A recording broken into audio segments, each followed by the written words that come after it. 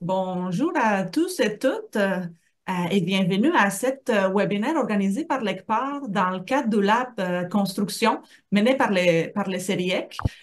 On va donner juste en minute, l'agenda est assez chargé aujourd'hui, alors juste une petite minute pour laisser le temps aux personnes de se connecter.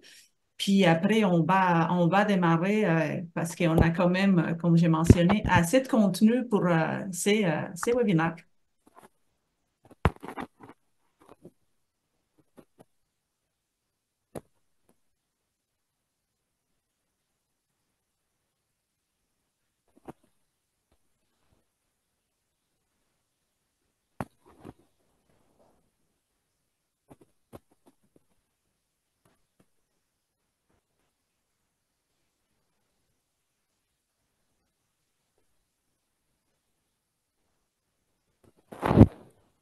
Alors, c'est parti. On va commencer. Alors, juste en petit rappel du déroulement de la séance d'aujourd'hui. On va voir au début l'accueil. En premier point, l'introduction très brève sur l'importance de la conception pour la circularité des matériaux. Après, on va passer en premier bloc sur des outils développés dans le cadre de Lab Construction. Les premières développées par l'ECPAR sur des clauses de conception pour faciliter l'introduction de l'économie circulaire dans les bâtiments, surtout dans la phase de contractation des services professionnels. Et après, une autre qui est très reliée au premier, sur les bâtiments adaptables, stratégie de conception et mesures d'adaptabilité par l'ETS. Après, on va voir une petite période de questions et réponses. On passe au deuxième bloc, terrain d'expérimentation des conceptions pour la circularité. Là, on va voir deux exemples, celui d'Hydro-Québec, les leçons apprises dans deux des projets pilotes qui ont mené, et aussi l'Université de Sherbrooke, qui se trouve plus en amont qu'Hydro-Québec, mais qui va nous présenter aussi pourquoi ils se sont engagés, sont quoi les étapes qui ont mis de l'avant, et aussi qu'est-ce qui s'en vient par la suite. On a encore une période de questions après ces deux présentations. Brève présentation des prochaines étapes du côté de l'ECPAR. Et pour ceux qui ont le temps de rester, on a laissé une demi-heure jusqu'à midi. On peut finir avant. Si vous avez encore des questions, comme j'ai mentionné, on a beaucoup de contenu, pas beaucoup de temps pour certaines questions, mais on a prévu cette demi-heure à la fin où vous pouvez rester, puis on va continuer à répondre les questions qui vont surgir. Alors, au fur et à mesure que vous avez une question ou un commentaire, vous pouvez l'écrire dans l'option de clavardage des Zoom ou des questions et réponses. Et on a ma collègue Sarah qui va surveiller ça puis qui va dynamiser les périodes de questions. Je vais arrêter un instant les partages d'écran pour pouvoir euh, vous présenter les personnes qui vont être avec nous aujourd'hui. Alors, d'un côté, en premier, on va avoir la participation d'Ivanka Jordanova, qui est professeure au département de génie de la construction à l'ETS, qui, après une première période académique, il a ouvert 7 ans dans l'industrie en tant que directrice d'innovation chez Pomerleau. Et aujourd'hui, elle continue la recherche et l'enseignement à l'université. Et sa recherche porte surtout sur les leviers technologiques pour la réalisation des bâtiments et d'infrastructures durables. Après, du côté d'Hydro-Québec, on compte avec la participation de Karine Brison, conseillère en bâtiment durable à l'entreprise depuis plus de 20 ans et à la direction de gestion des immeubles du centre partagé d'Hydro-Québec depuis 5. Et elle travaille en collaboration avec d'autres équipes responsables des projets pour le développement des projets innovants en bâtiment administratif de l'entreprise en introduisant les concepts d'économie circulaire, sobre en carbone et d'autres. Et aussi d'Hydro-Québec aussi, Karine Soureau, qui est ingénieure de projet depuis plus de 15 ans. Elle a travaillé plusieurs années dans le secteur privé et depuis 7 ans à Hydro-Québec et à la direction de gestion des immeubles depuis près de 12 ans. Par son expertise, Catherine participe à la gestion de plusieurs projets de réfraction des bâtiments de l'entreprise où elle transmet puis motive les différentes équipes, les différents collaborateurs à l'intégration de l'économie circulaire et développement durable dans la gestion de ces projets-là. Du côté de l'Université de Sherbrooke, nous comptons avec Véronique Groupil, qui est directrice de la section d'approvisionnement responsable au service de ressources financières de l'université. Elle travaille aux approvisionnements responsables de l'université depuis 2012 et au cours des dernières années, elle a collaboré surtout avec les services des immeubles à l'élaboration d'appels d'offres pour les services professionnels en construction et en projet de construction. Maintenant directrice tout récemment. Et finalement, moi, Oradel, expert conseiller en approvisionnement responsable à l'ECPAR depuis un peu plus de 2 ans, avec une vingtaine d'années d'expérience dans l'accompagnement des organisations, dans la mise en place des programmes d'approvisionnement responsable. Pour votre information, les présentations vont être partagées après le webinaire. Puis, si vous avez des problèmes techniques, vous pouvez écrire à info@ecpar.org pour poser des questions si jamais, ou l'écrire dans le chat. On a Audrey puis Estelle qui sont avec nous pour nous aider avec ça. Alors, si jamais vous avez des problèmes, n'hésitez pas à écrire. Je vais repartager la présentation pour faire, comme j'ai mentionné, une toute courte mise en contexte des deux projets et de pourquoi c'est important la conception pour la circularité des matériaux dans les bâtiments. Pour certains de vous avez participé l'année passée à un webinaire qu'on a fait au printemps dans le cadre de la Semaine de l'économie verte. Quelques diapos vont vous être familiers. Mais basiquement, si on regarde les graphiques de l'économie circulaire au Québec, que vous devez être bien familier avec, on a une première étape de repenser en amont pour réduire la consommation des ressources et préserver les écosystèmes, dans laquelle un des points, c'est l'éco-conception. Puis on pense aux bâtiments, ça va être l'éco-conception des bâtiments. Et cette conception en amont facilite ou motive toutes les autres stratégies de circularité qu'on voit ici. Souvent dans la construction, si on ne décide pas, si on met en amont certaines décisions d'éco-conception, certains, on va les voir un peu plus en détail, mais on limite les potentiels qu'on a tout au long de la vie utile de ces produits, dans ce cas, les constructions, les bâtiments.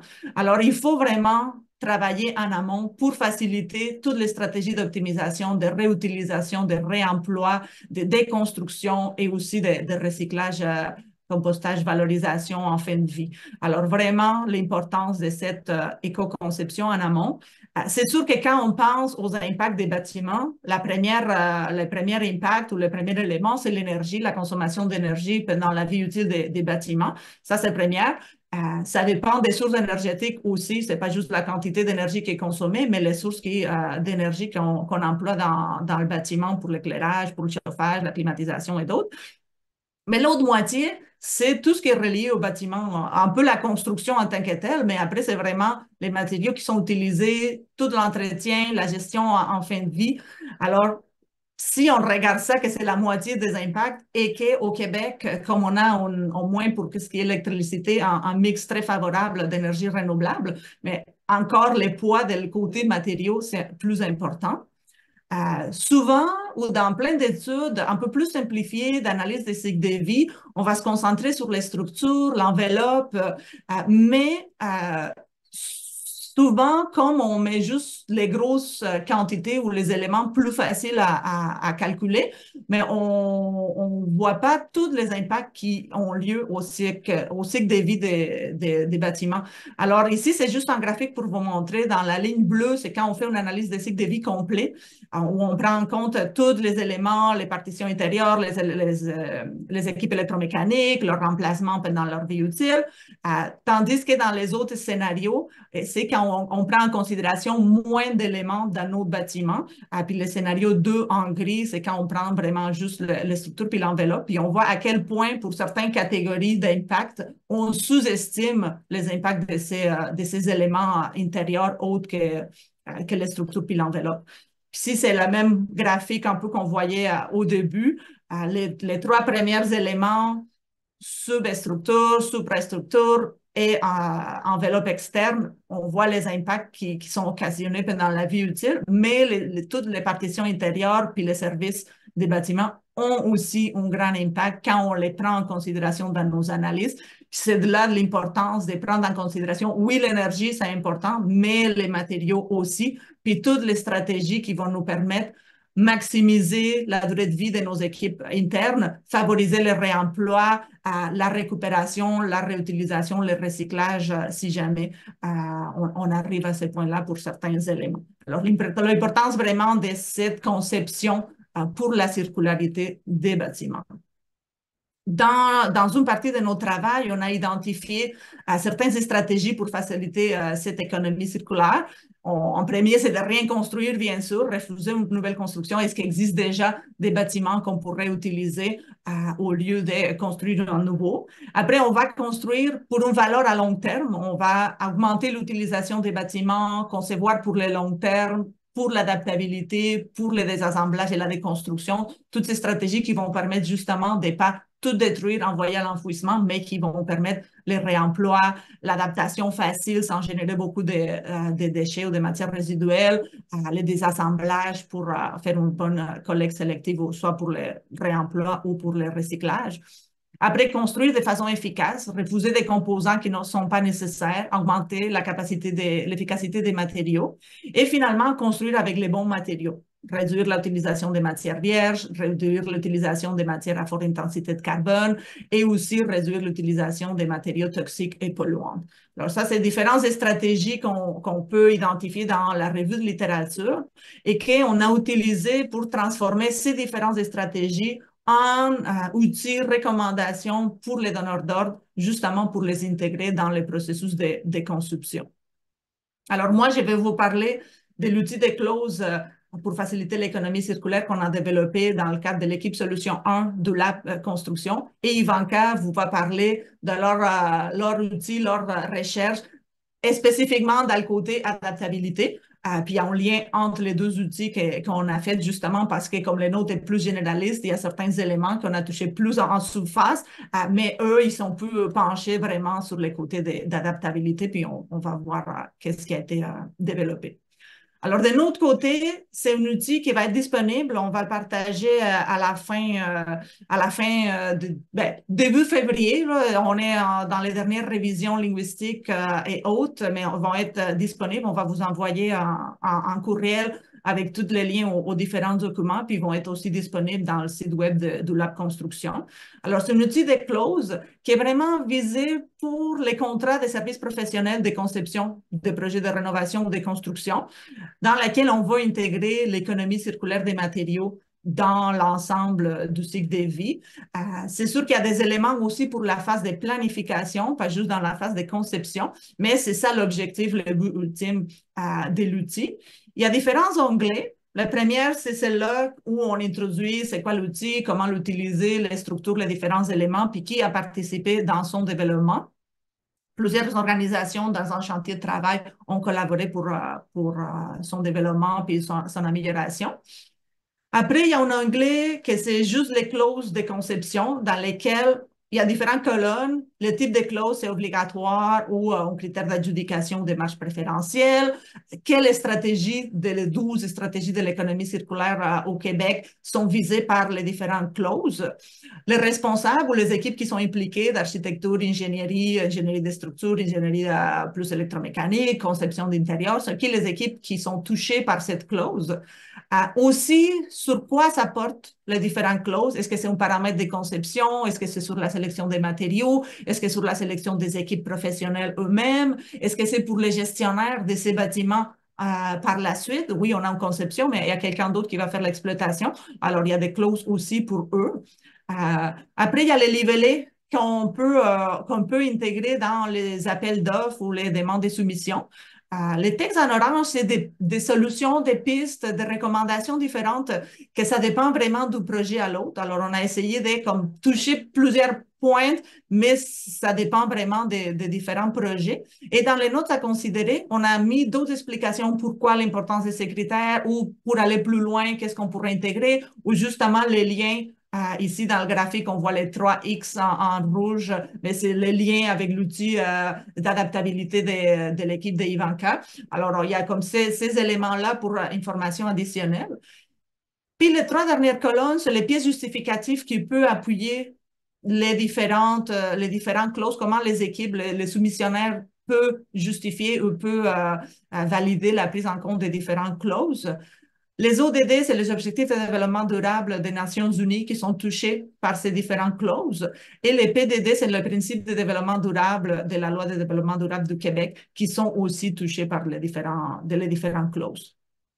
Outre les clauses, on a aussi une liste de contrôles que d'un côté, on prend toutes ces clauses de façon simplifiée pour dire, ben, est-ce qu'on la prend en considération, oui ou non, c'est qui le responsable qui va faire le suivi de ça ou de réaliser. Est-ce que dans les suivis, vraiment, on voit que les entreprises ont pris en considération ces clauses qu'on avait demandées. Mais aussi, on a d'autres recommandations plus dans la phase de planification du projet qu'on pensait qui sont importants à prendre en considération. Ça ne va pas être des clauses parce que c'est des décisions en amont que les organisations, les donneurs d'ordre doivent prendre en considération, mais qu'il faut garder en tête puis qu'on a identifié dans la revue de littérature. Alors, il y a ces éléments-là aussi des pistes qui peuvent aider les équipes à mieux planifier les différents projets. Et finalement, il y a un autre onglet avec une art décisionnelle qu'on a extrait d'une publication de la ville de Londres qui essaie aussi d'aider les équipes en amont dans la phase de planification en fonction du type de projet.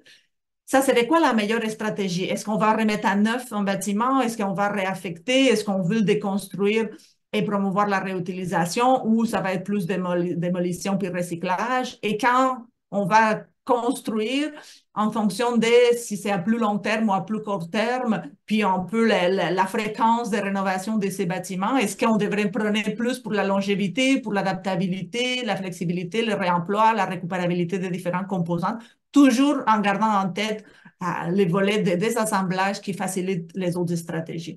Alors, c'est comme vraiment à haut niveau, mais qui peut permettre aussi les différentes équipes de se pencher sur c'est quoi les stratégies de circularité on veut mettre de l'avant dans nos projets. Alors, ça, c'est l'outil des clauses. Je vais donner la parole à Ivanka pour qu'elle nous parle plus de leur projet d'adaptabilité. Je vais arrêter le partage, puis elle va pouvoir partager l'écran de son côté. Allô, bonjour tout le monde. Est-ce que vous voyez mon écran? Oui, on le voit très bien. Ok, super.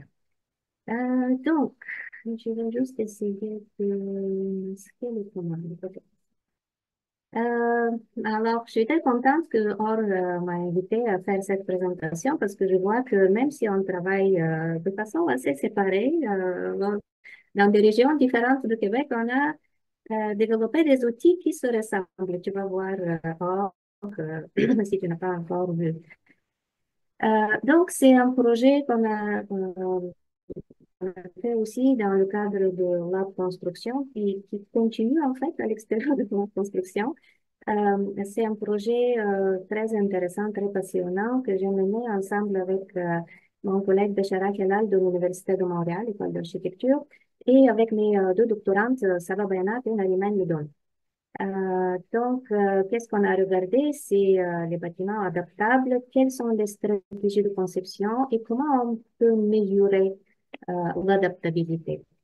Alors ici, avec deux images de la transformation de l'édifice Gaston Miron, qui était la grande bibliothèque avant, c'est l'illustration de ce principe de transformation avec la moindre nuisance, si je peux dire.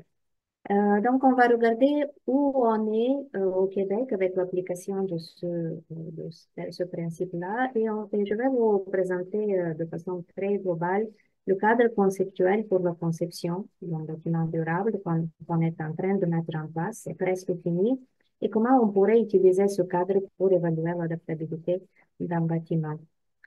Alors, un rapide rappel de ce que j'ai présenté déjà la dernière fois au printemps, comme le printemps dernier, comme on l'a dit. Donc, ça, c'est les mêmes 10 R de la circularité. Et donc, ici, de l'économie linéaire, on augmente la circularité en utilisant plus de ces R qui sont en haut de ce tableau-là.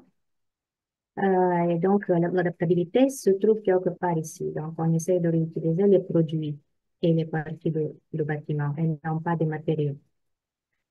Des définitions et quelques synonymes de l'adaptabilité. Donc, c'est la capacité du bâtiment de s'adapter aux nouveaux besoins des occupants de la société et de l'environnement avec un minimum de perturbations pour retarder la fin du cycle de vie du bâtiment.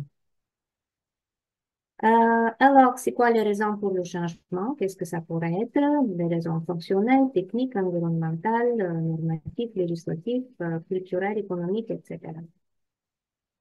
Euh, et comment on conçoit un bâtiment avec une pensée qu'elle soit adaptable dans le futur, dans le temps? Ça, c'est en fait quelques extraits, les highlights de la revue de littérature très exhaustive que surtout Saba Bayanat a fait. Fait, donc, c'est cette théorie des couches de bâtiments, des couches qui ont des différentes durée de vie. Donc, elles doivent être rénovées, réparées, changées, etc., à une vitesse différente, à des périodes différentes pendant la vie d'un bâtiment. Et donc, de là, les stratégies de conception peuvent être de séparer ces systèmes selon leur utilité, d'avoir des connexions sèches entre les différents éléments dans ces systèmes-là ou entre les systèmes qui impliquent construction modulaire, donc industrialisation de bâtiments, etc. Et quelques autres stratégies qui peuvent être mises en avant quand on a cette pensée de l'adaptabilité. Un autre highlight théorique, c'est la typologie de l'adaptabilité. Donc, vous voyez ici avec des exemples de bâtiments et avec le cercle très théorique, c'est typologie de l'adaptabilité. Alors, on se rend compte avec la revue de la littérature qu'il y a quelques prérequis pour l'adaptabilité. Donc, une partie, c'est la numérisation. Une autre partie, ça va être l'industrialisation, comment elle peut contribuer à cette adaptabilité. Et aussi, on doit prendre en compte que si on adhère à un modèle de bâtiment adaptable, c'est mieux qu'on ait en vue ça aussi dans notre modèle d'affaires. Alors, vous voyez ici un modèle d'affaires qui est basé sur, en fait, presque, on emprunte des parties de bâtiment ou des éléments de bâtiment pour les réutiliser dans un autre cycle d'utilisation. Alors, où est-ce qu'on est au Québec? Vous comprenez que jusqu'à là, c'était l'intro. Pour comprendre où est-ce qu'on est au Québec, on a mené des entrevues avec des gens qui sont connus dans le domaine. D'ailleurs, ces personnes-là étaient choisies par des participants dans le laboratoire de construction, dans le lab construction de Stériec. Ces 16 professionnels qui nous ont répondu, qui ont pris le temps, on les remercie beaucoup, de nous parler pendant une quarantaine de minutes, des fois pendant une heure. Donc, ils ont sorti comme des choses très importantes, l'importance de la sensibilisation des clients. D'où alors tous ces efforts à éduquer et aussi de préparer peut-être un langage et des guides pour l'adoption de ces principes, que ce soit de la sécurité, que ce soit plus précisément de l'adaptabilité dans les appels d'offres, etc. Puis, on s'est rendu compte que l'adaptabilité est abordée dans certains cas, mais pas sous ce nom-là. Donc, il y a réemploi, il y a d'autres synonymes qui sont utilisés. Donc, on parle de changement sans autant savoir que ça fait partie de l'adaptabilité. Vous voyez ici dans le graphique, la grande majorité, 69% des gens interviewés, ont dit que oui, ils ont utilisé l'adaptabilité dans le cadre de leur tâches professionnelles. Donc, il n'y a pas de certification directe, mais ça, on le sait, c'est difficile à mesurer, c'est difficile vraiment à savoir comment faire pour créer un bâtiment adaptable. Maintenant, je vous mets quelques graphiques qui représentent, par exemple ici, quelles stratégies de R sont les plus utilisées au Québec. Donc, à droite, vous voyez toujours le graphique qui vient des entrevues. Vous vous souvenez que l'adaptabilité se trouve un peu plus haut, tandis que nous, on utilise ici au Québec un peu plus bas les stratégies. Donc, on est un peu plus loin de la circularité qu'on aimerait l'être par rapport à l'adaptabilité. Les raisons qui provoquent un changement, vous vous souvenez ici de la littérature, qu'est-ce qu'on dit chez nous? C'est surtout des changements fonctionnels qui provoquent en fait enfin, des nécessités fonctionnelles qui provoquent des changements qui doivent être adressés par l'adaptabilité. Puis au niveau des couches les plus utilisées pour l'adaptabilité, vous vous souvenez des couches ici de la théorie, et donc on voit que c'est les services, l'aménagement, la planification intérieure, la façade, la structure, donc c'est l'image ici au Québec. Par rapport au changement, quel type de changement on applique surtout ici au Québec? On voit qu'on utilise des tailles modulables, donc une modularité, puis des espaces polyvalents. C'est des stratégies qui sont assez utilisées, ainsi que la fonction convertible. Donc ça, c'est par rapport aux entrevues. Maintenant, on avait promis de faire, de préparer, de mettre en place un cadre conceptuel par rapport à la conception d'un bâtiment en vue de son adaptabilité dans le temps. Alors, comment on s'est pris pour créer ce cadre-là, étant donné qu'il y avait énormément de théories à lire. Donc, comme vous voyez ici, on a pris je vais recommencer l'animation, on a pris les couches, on a ajouté aussi des stratégies par rapport à des différentes requis pour le bâtiment, pour un bâtiment, donc, technical requirements, structural requirements, et ça fait partie du travail de Saba. C'est pour ça que c'est en anglais, parce qu'elle ne fait pas encore bien le français. Et donc, cette jonction entre ces théories, en plus de tout le reste qu'on a déjà lu et épluché, ça a donné le cadre conceptuel qui a en fait comme premier niveau les couches dont on a parlé et après comme deuxième niveau cet autre tableau que vous voyez ici par rapport au requis pour chacune des couches. Alors ici, je sais que vous n'arrivez pas à lire, mais j'ai pris quelques exemples un peu plus en détail. Donc, vous avez à gauche, bien sûr, les couches, après les sous-critères, puis il y a une explication. Qu'est-ce que ça veut dire exactement? La référence bibliographique. Comment exactement ça contribue à la circularité, à la circular economy? Et après, en fait, on s'est rendu compte, et ça c'est même présent dans la définition de l'adaptabilité, qu'il y a deux volets de l'adaptabilité. D'un côté, on essaye de prolonger la vie de cette partie du bâtiment qui va rester. Donc, est-ce que cette approche-là, cette stratégie va prolonger ou va assurer une vie longue de bâtiment? Donc, ça, c'est cette colonne ici. Puis un autre type d'approche, ça va être, est-ce que cette approche facilite le changement? Donc, vous voyez ici, contribution to the ease of change. Tandis que l'autre, c'est contribution to prolonging the life of the building. Et comme ça, en fait, ça va être passé sur tous les critères et sous-critères. Et donc, on a ce tableau qui peut servir d'abord d'éducation et après, en fait, de cadre conceptuel pour les différents types de concepteurs, mais aussi pour mesurer, à un moment donné, quand on a un projet pour lequel on avait des outils d'adaptabilité, comment on va mesurer son adaptabilité.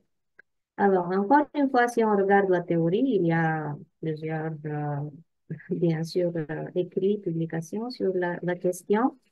Alors, on voit qu'il y a des mesures discrètes, subjectives, intangibles, quantitatives, etc.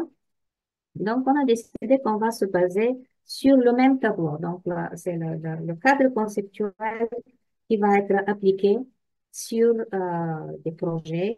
Et en fait, on a converti ces explications euh, à des questions et on a posé ces questions-là dans le cadre d'entrevues subséquentes. En fait, on a fait encore quelques entrevues de plus avec des gens qui avaient donné des exemples avec des projets qui ont utilisé l'adaptabilité. Donc ici, ce que je vous présente, c'est l'édifice Gaston Miron. On a donc le sous-critère, la question, les réponses possibles. Et en fait, ça, c'est le cadre de mesure.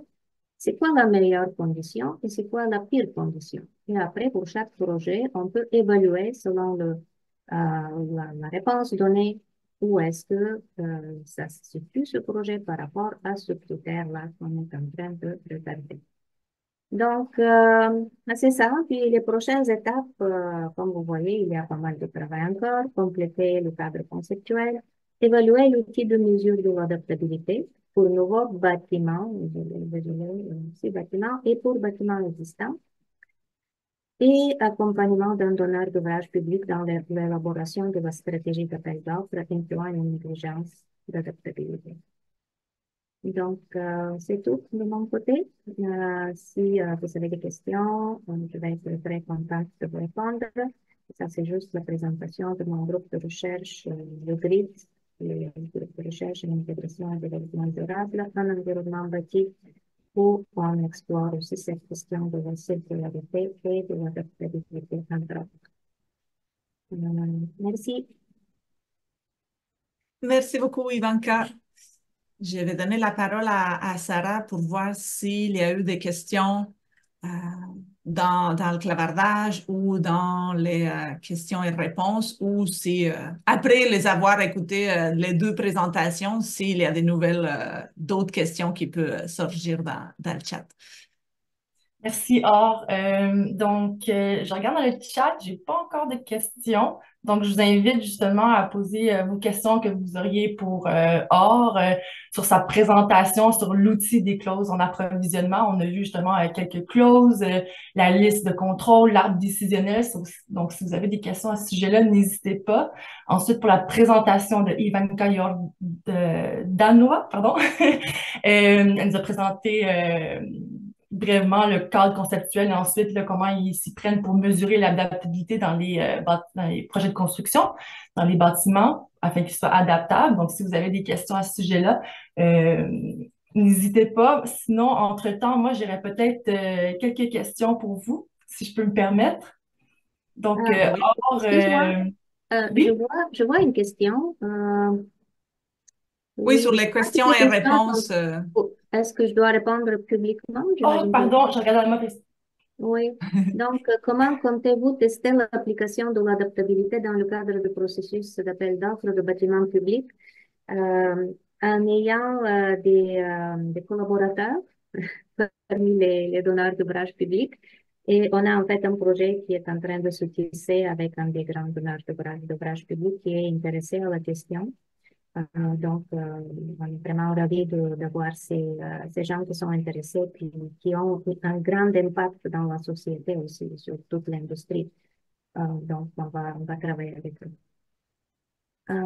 Est-ce que Ensuite, la les deuxième projets de la question. construction ont été évalués selon cette méthodologie? Non, pas encore. On vient de ficeler le cadre théorique. C'était vraiment un gros ouvrage pour décider comment structurer tout ça et éplucher tous les détails. Mais on aimerait bien, c'est une bonne idée de faire cette évaluation de 16 projets de la construction. Et ensuite, la Avez-vous deuxième réalisé question. un analyse? Excusez. Si vous voulez lire, il n'y a pas de problème, sinon je peux vous la poser directement, mais c'est est-ce qu'il y a eu un Oui. animal justement avec les normes et les codes en vigueur, le code de bâtiment en vigueur? Oui, alors, en fait, j'ai un slide que je peux montrer un peu plus tard parce que euh, on est en train de... La prochaine étape, ça va être aussi pas seulement avoir ce cadre de cette façon, comment dire, statique, mais aussi de le mettre dans le processus de développement du projet, de définition et développement du projet.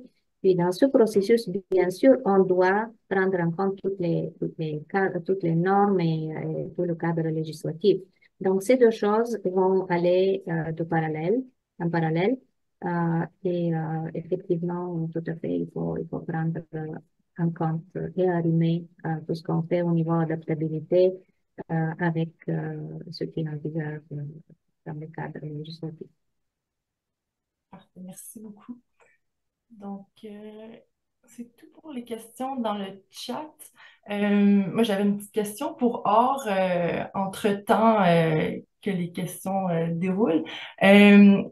en se basant sur l'outil, sur les clauses, je me demandais, est-ce qu'on s'aperçoit qu'il y a des stratégies d'économie circulaire qui sont qui ressortent davantage dans ces clauses-là? Donc, y a-t-il une majorité, que c'est dans la réutilisation, dans le recyclage? Est-ce qu'on voit une certaine tendance à ce niveau-là? Bon, Dans on les... a essayé vraiment de couvrir les différentes dimensions. Alors, on essaye d'introduire des clauses pour les services professionnels pour qu'ils considèrent justement l'adaptabilité, la flexibilité, les désassemblages, aussi qu'ils prévoient déjà certaines mesures de gestion des matières résiduelles dans l'exécution des travaux. C'est sûr que eux, les services professionnels, vont développer les devis, les plans et devis des différents projets, mais dans ces devis techniques qui sont pour l'exécution des travaux, il faut intégrer certains éléments déjà. Alors, il y a des éléments par rapport à cette gestion des matières résiduelles qu'il doit développer. Il y a aussi des éléments d'inventaire pour pouvoir faire un réemploi en amont, un emploi sur les projets lui-même, autres les possibles gestions qu'on pourrait faire par la suite par l'entrepreneur. Alors, on a essayé vraiment d'être équilibré dans les clauses. On a aussi des critères par rapport aux matériaux, leurs caractéristiques plus environnementales. Alors vraiment, de les différentes stratégies de circularité, essayer de définir des clauses qui vont un peu dans ces sens-là, même l'adaptabilité climatique, la flexibilité justement, la non-dépendance, la résilience des bâtiments, c'est une des clauses aussi. Alors on a essayé vraiment de donner un portrait des différentes options.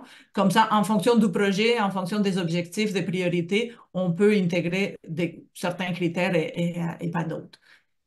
OK, parfait, merci. Donc, on a un éventail de critères. Très bien, merci. Ouais, ouais. Donc, on a d'autres questions. On nous demande si les outils vont être disponibles.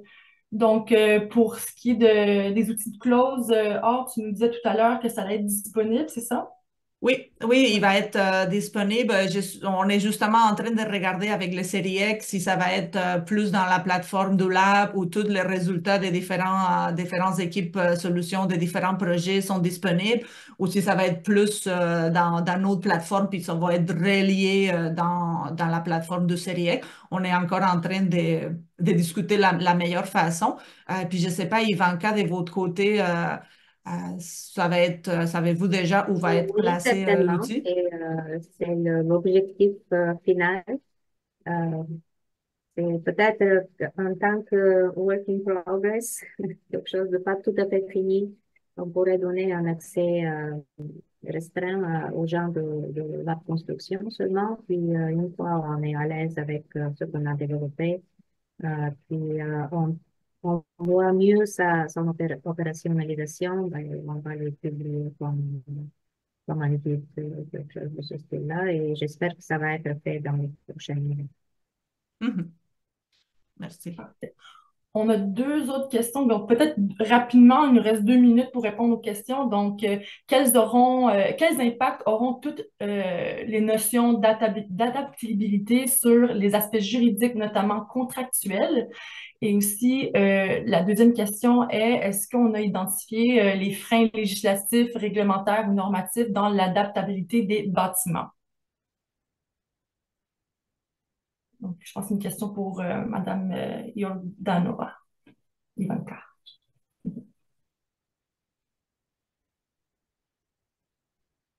suis en train de chercher mon micro, désolée.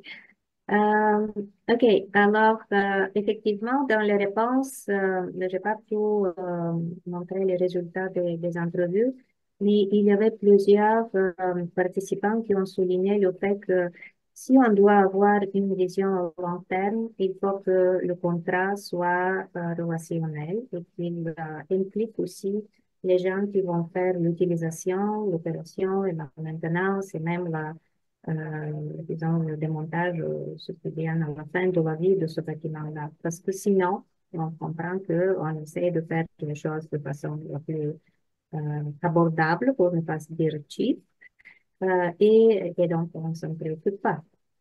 Parce que, effectivement, certaines barrières à l'adaptabilité, c'est le fait qu'au début, pendant la construction, ça peut s'avérer un peu plus cher de prévoir cette adaptabilité.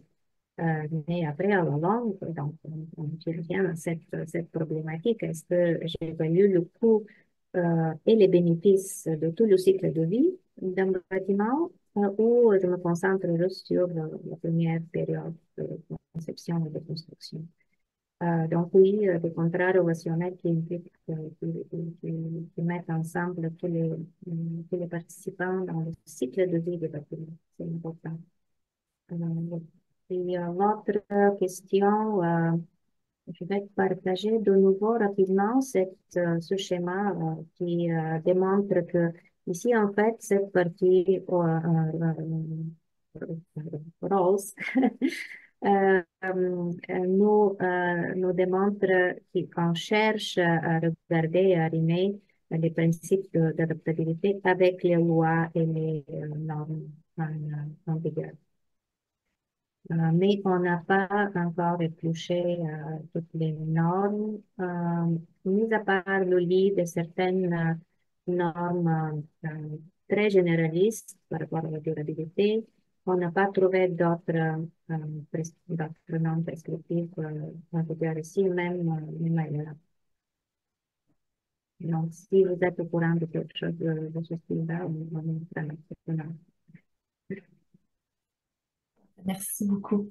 C'est tout le temps qu'on a pour ces questions-là. On pourra y revenir. Je vais prendre note des questions auxquelles on n'a pas eu le temps de répondre. Puis on pourra, justement, à la toute fin, on a une demi-heure pour adresser d'autres questions. Donc, on pourra s'y attaquer à ce moment-là. Donc, merci beaucoup.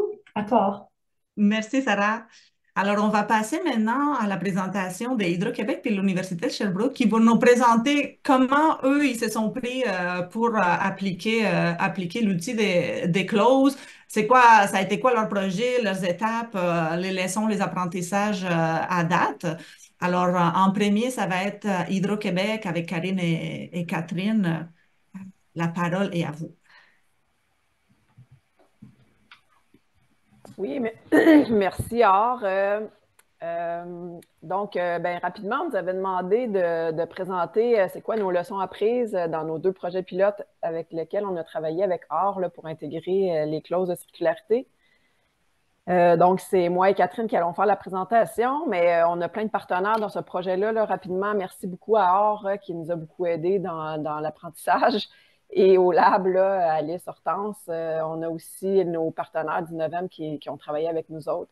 Puis des gens à l'interne, l'équipe de développement durable, nos conseillers aménagement qui travaillent sur les projets, puis nos firmes externes là, qui ont fait part de grande ouverture. Là, Catherine va vous en reparler tout à l'heure. Donc, comment ça a commencé tout ça? C'est que notre direction gestion des immeubles avait un désir de revoir nos façons de faire dans nos projets de réfection pour réduire notre consommation de ressources naturelles puis valoriser les ressources en fin de vie. On voulait en même temps permettre une réduction des émissions de GES qui étaient reliées à nos bâtiments. On l'a vu tantôt quand Or l'a montré, là, la partie matériaux, c'est pas rien là, sur la production de GES. Et puis, on voulait réduire l'extraction de matières premières. On en est rendu où? Comme plusieurs là, donneurs d'ouvrage, on débute à vitesse grand V. On a été mobilisés par notre volonté à participer à la décarbonation du Québec, puis par le dynamisme là, du milieu de la construction, surtout avec le lab qui a travaillé très fort dans les dernières années. Puis on voulait intégrer l'économie circulaire dans notre pratique. On ne considère pas qu'on est des professionnels là-dedans. Catherine va vous faire part de notre expertise qu'on a développée, mais il y a encore plein de choses à améliorer. On commence, on débute, mais on devient de mieux en mieux au fil des projets. Donc, Catherine, je te laisse la parole. Oui, bonjour. Donc, effectivement, là, comme Karine l'a dit, on n'est pas des professionnels. On s'accote sur des professionnels comme Or, entre autres, qui nous aident. Moi, je considère que je suis vraiment, comme je pourrais dire, une apprenante encore dans ce secteur-là. J'apprends à tous les jours. Dans le fond, je voulais d'abord vous présenter les projets. Donc, peut-être parler de notre direction gestion des immeubles. Donc, notre direction, ce qu'elle fait, en fait, on réalise des projets de réfection de bâtiments administratifs. Donc, pour le moment, on ne touche pas au poste ni au central. On est vraiment dans des bâtiments là, qui accueillent les employés administratifs. entre autres. Et bon, le but de ces projets-là, ça va être tout d'abord de déployer notre stratégie immobilière là, qui est en constante évolution. Là, les bâtiments dans différentes régions qui étaient peut-être moins populaires à l'époque, qui deviennent plus populaires. Il faut augmenter la capacité des bâtiments. Ensuite, projet de pérennité pour améliorer les bâtiments. Et notre direction s'occupe aussi de l'exploitation au jour le jour là, de ces bâtiments-là. On touche à toutes les disciplines confondues. Donc, mon rôle, moi, c'est de gérer des projets qui dépassent l'exploitation de bâtiments. Je pense que je vous apprends rien si je vous dis en fait que le parc immobilier chez Hydro-Québec est vraiment vieillissant. Ça passe partout aux nouvelles, là, tout le monde est au courant. Et ce qui a été identifié, c'est que dans les prochaines années, il va y avoir plusieurs projets semblables de réfection de bâtiments qui sont à venir ou de réaménagement de bâtiments. Donc, à partir de là, Karine et son équipe ont identifié ce potentiel-là. Et c'est là que Karine m'a appelé pour me dire, Catherine, ça te tente-tu? On embarquerait dans des projets pilotes pour l'économie circulaire. D'ailleurs, tu as 2 beaux projets, ça te tente-tu d'embarquer? Et c'est là que je me suis dit, mais quelle drôle d'idée et pourquoi je suis en train de te dire oui, puis je ne suis pas capable de te dire non. Et c'est là que je suis embarquée avec elle sans trop savoir c'était quoi l'économie circulaire. Bon, j'en avais un peu entendu parler ici à gauche, à droite, là, mais sans plus. Et je me suis lancée tête baissée en faisant confiance à Karine. Donc, ce que je veux vous parler aujourd'hui, c'est des 2 projets. Alors, ces 2 projets pilotes-là, il y en a un, c'est le CA pour Centre administratif de Blainville. Ce projet-là est actuellement en appel d'offres. Donc, on a terminé la conception. On attend le dépôt des soumissions sous peu. En gros, c'est une réfection complète du bâtiment à l'intérieur. Donc, on retouche à tout, l'électromécanique, l'éclairage, la régulation numérique, la distribution électrique. On remplace et on optimise tout le système CEVAC, climatisation, ventilation. On refait tous les finis intérieurs, l'aménagement. On change les blocs sanitaires de place. Donc, c'est un bon projet. Et ça, c'est le premier projet que je vais vous parler. Et ensuite, je vais vous parler du centre administratif de Saint-Jérôme. Donc, on est un peu moins avancé. On est actuellement à 50% de conception. C'est un projet qui s'apparente. On est aussi dans la réfection des secteurs de bureaux. Fait qu'on touche aussi à l'électromécanique. On ne refait pas cependant tout ce qui est CEVAC là, parce que c'est encore bon. Mais on retouche au finish intérieur, l'aménagement, et on va aller intégrer des systèmes de gicleurs automatiques parce que ce bâtiment-là n'a pas de gicleur. Fait que ça, c'est un gros défi. Fait que ça, c'est la particularité de ce projet-là. Donc, Karine, on peut aller à l'autre slide. Donc, pour Blainville, bon, le petit titre, il faut partir à point, c'est, vous allez comprendre, c'est qu'au départ de Blainville, quand Karine m'a appelé, ce projet-là, la conception était déjà débutée. Donc, ça veut dire que les contrats étaient déjà passés à nos 2 firmes que je vais nommer ici, FNX Innov en ingénierie, Bisson Fortin en architecture. Donc, on avait déjà débuté. Dans leur contrat aux firmes, il n'y avait absolument rien qui traitait de l'économie circulaire, aucune exigence, aucune cible. Fait que j'ai dit à Karine, c'est une vraiment mauvaise idée. On ne peut pas embarquer en économie circulaire. Quelle drôle d'idée. Et ben non, Karine s'est montrée convaincante, puis on va voir que c'est important en économie circulaire. J'ai dit, OK, j'embarque, mais j'ai dit d'abord, la première étape, ça va être d'aller parler à nos firmes. On ne peut pas les obliger parce que ce n'est pas dans leur contrat. Et on a été chanceux parce que les 2 firmes sont embarquées rapidement. Elles étaient heureuses de participer. Il y avait plein de belles idées. Fait que c'est là qu'on est allé chercher leur approbation. Puis on n'a pas rectifié des clauses. On s'est fait confiance mutuellement. Fait que ça a été vraiment une belle ouverture là, de nos 2 firmes à s'impliquer parce qu'ils auraient pu refuser. À partir de là, là, on est allé ajouter des relevés sur site qui n'étaient pas prévus. Fait qu'on est allé faire une tournée du bâtiment pour voir mais qu'est-ce qu'on peut réemployer. C'est certain que comme on était déjà avancé un peu en conception, il y a des choses qu'on aurait peut-être pu réemployer, mais on ne s'est pas embarqué parce que là, c'était peut-être rendu un peu trop laborieux vu qu'on était déjà avancé. Mais entre autres, on a beaucoup identifié des portes intérieures, des panneaux vitrés. On est allé plus vers ça, mais c'est sûr qu'on n'a pas tout réemployé dans ce projet-là. On a eu des belles propositions des firmes aussi, entre autres les équipements CVAC. On veut s'en aller vers du biocomposite. Fait qu'on est là-dedans. C'était important pour ce projet-là de ne pas alourdir la charge de travail parce qu'on était déjà avancé. Puis, c'est certain que je ne vous cache pas que la documentation est plus difficile à suivre parce que là, on était moins organisé, on n'avait pas vraiment de structure encore. Donc, c'est vraiment comme notre premier projet là, où on apprend. Donc voilà, fait que là, on est rendu en appel d'offres. On attend les soumissions pour les entrepreneurs généraux. On a hâte de voir, mais les clauses d'économie circulaire ont été mises évidemment dans les contrats pour les entrepreneurs là, qui m'ont soumissionné. Ça, c'est pour Blainville. Bon, maintenant, pour Saint-Jérôme, c'est un peu différent parce que là, bon, là, tout ce qu'on vit à Blainville, ben, Saint-Jérôme, ça suit. Fait que là, on est capable d'aller appliquer un peu plus de choses et d'être un peu mieux organisé. Fait que donc, pour Saint-Jérôme, quand je suis embarquée, on n'était pas encore en conception. Là, j'étais en appel de proposition, en train de faire mes documents d'appel de proposition pour choisir les firmes. Donc, finalement, c'est Bisson-Fortin avec la même firme, la même architecte qui est sur mon projet de Blainville. Fait que ça, c'est vraiment aidant. Puis, c'est la firme Stantec, finalement, qui a été sélectionnée pour ce projet-là en ingénierie. Firme qui est vraiment ouverte d'esprit aussi. Mais il faut quand même dire que les firmes savaient dans quoi elles s'embarquaient rendues dans ce projet-là parce que là, on avait mis les clauses, les exigences dans les documents d'appel de proposition pour les firmes. C'est sûr que c'est aidant. Rendu là, on est allé faire aussi des relevés sur site, mais on en a fait plus, puis on est allé identifier beaucoup plus d'items à réemployer, puis on l'a vraiment fait en équipe avec eux. Fait que je vous donne des petites idées de choses qu'on va réemployer dans le projet. Des plaintes électriques, des céramiques murales, au lieu de les défaire, de dire « Ah, c'est pas beau », non, l'architecte, elle s'est dit « Non, regarde, la couleur est neutre, on peut essayer, même si c'est vieux, on peut essayer d'aller refaire quelque chose de beau dans les salles de bain. » Des cabinets d'armoire, au lieu de les jeter, on va probablement les refaire tout le resurfaçage. Plusieurs portes encore. On a des robinets électroniques qui sont bons, des toiles solaires, des éviers. On réutilise beaucoup, beaucoup dans ce projet-là. Le mot d'ordre, c'est on veut réutiliser puis on ne jette rien de ce qui est bon. Ensuite, je ne vous cache pas que les relevés ont aussi permis de déterminer que certains items étaient trop complexes à réemployer pour le moment. Entre autres, des boîtes à volume variable pour les systèmes CEVAC, les diffuseurs, ça demandait beaucoup trop de travail pour l'ingénieur, puis éventuellement pour l'entrepreneur, c'est beaucoup d'étiquetage. Il faut s'assurer que la bonne boîte est au bon endroit, le bon diffuseur, ça devenait trop colossal. Puis, on est trop pressé sur ce projet-là. Fait qu'on a décidé de ne pas y aller de l'avant avec ces systèmes-là, mais on aimerait éventuellement pouvoir y aller.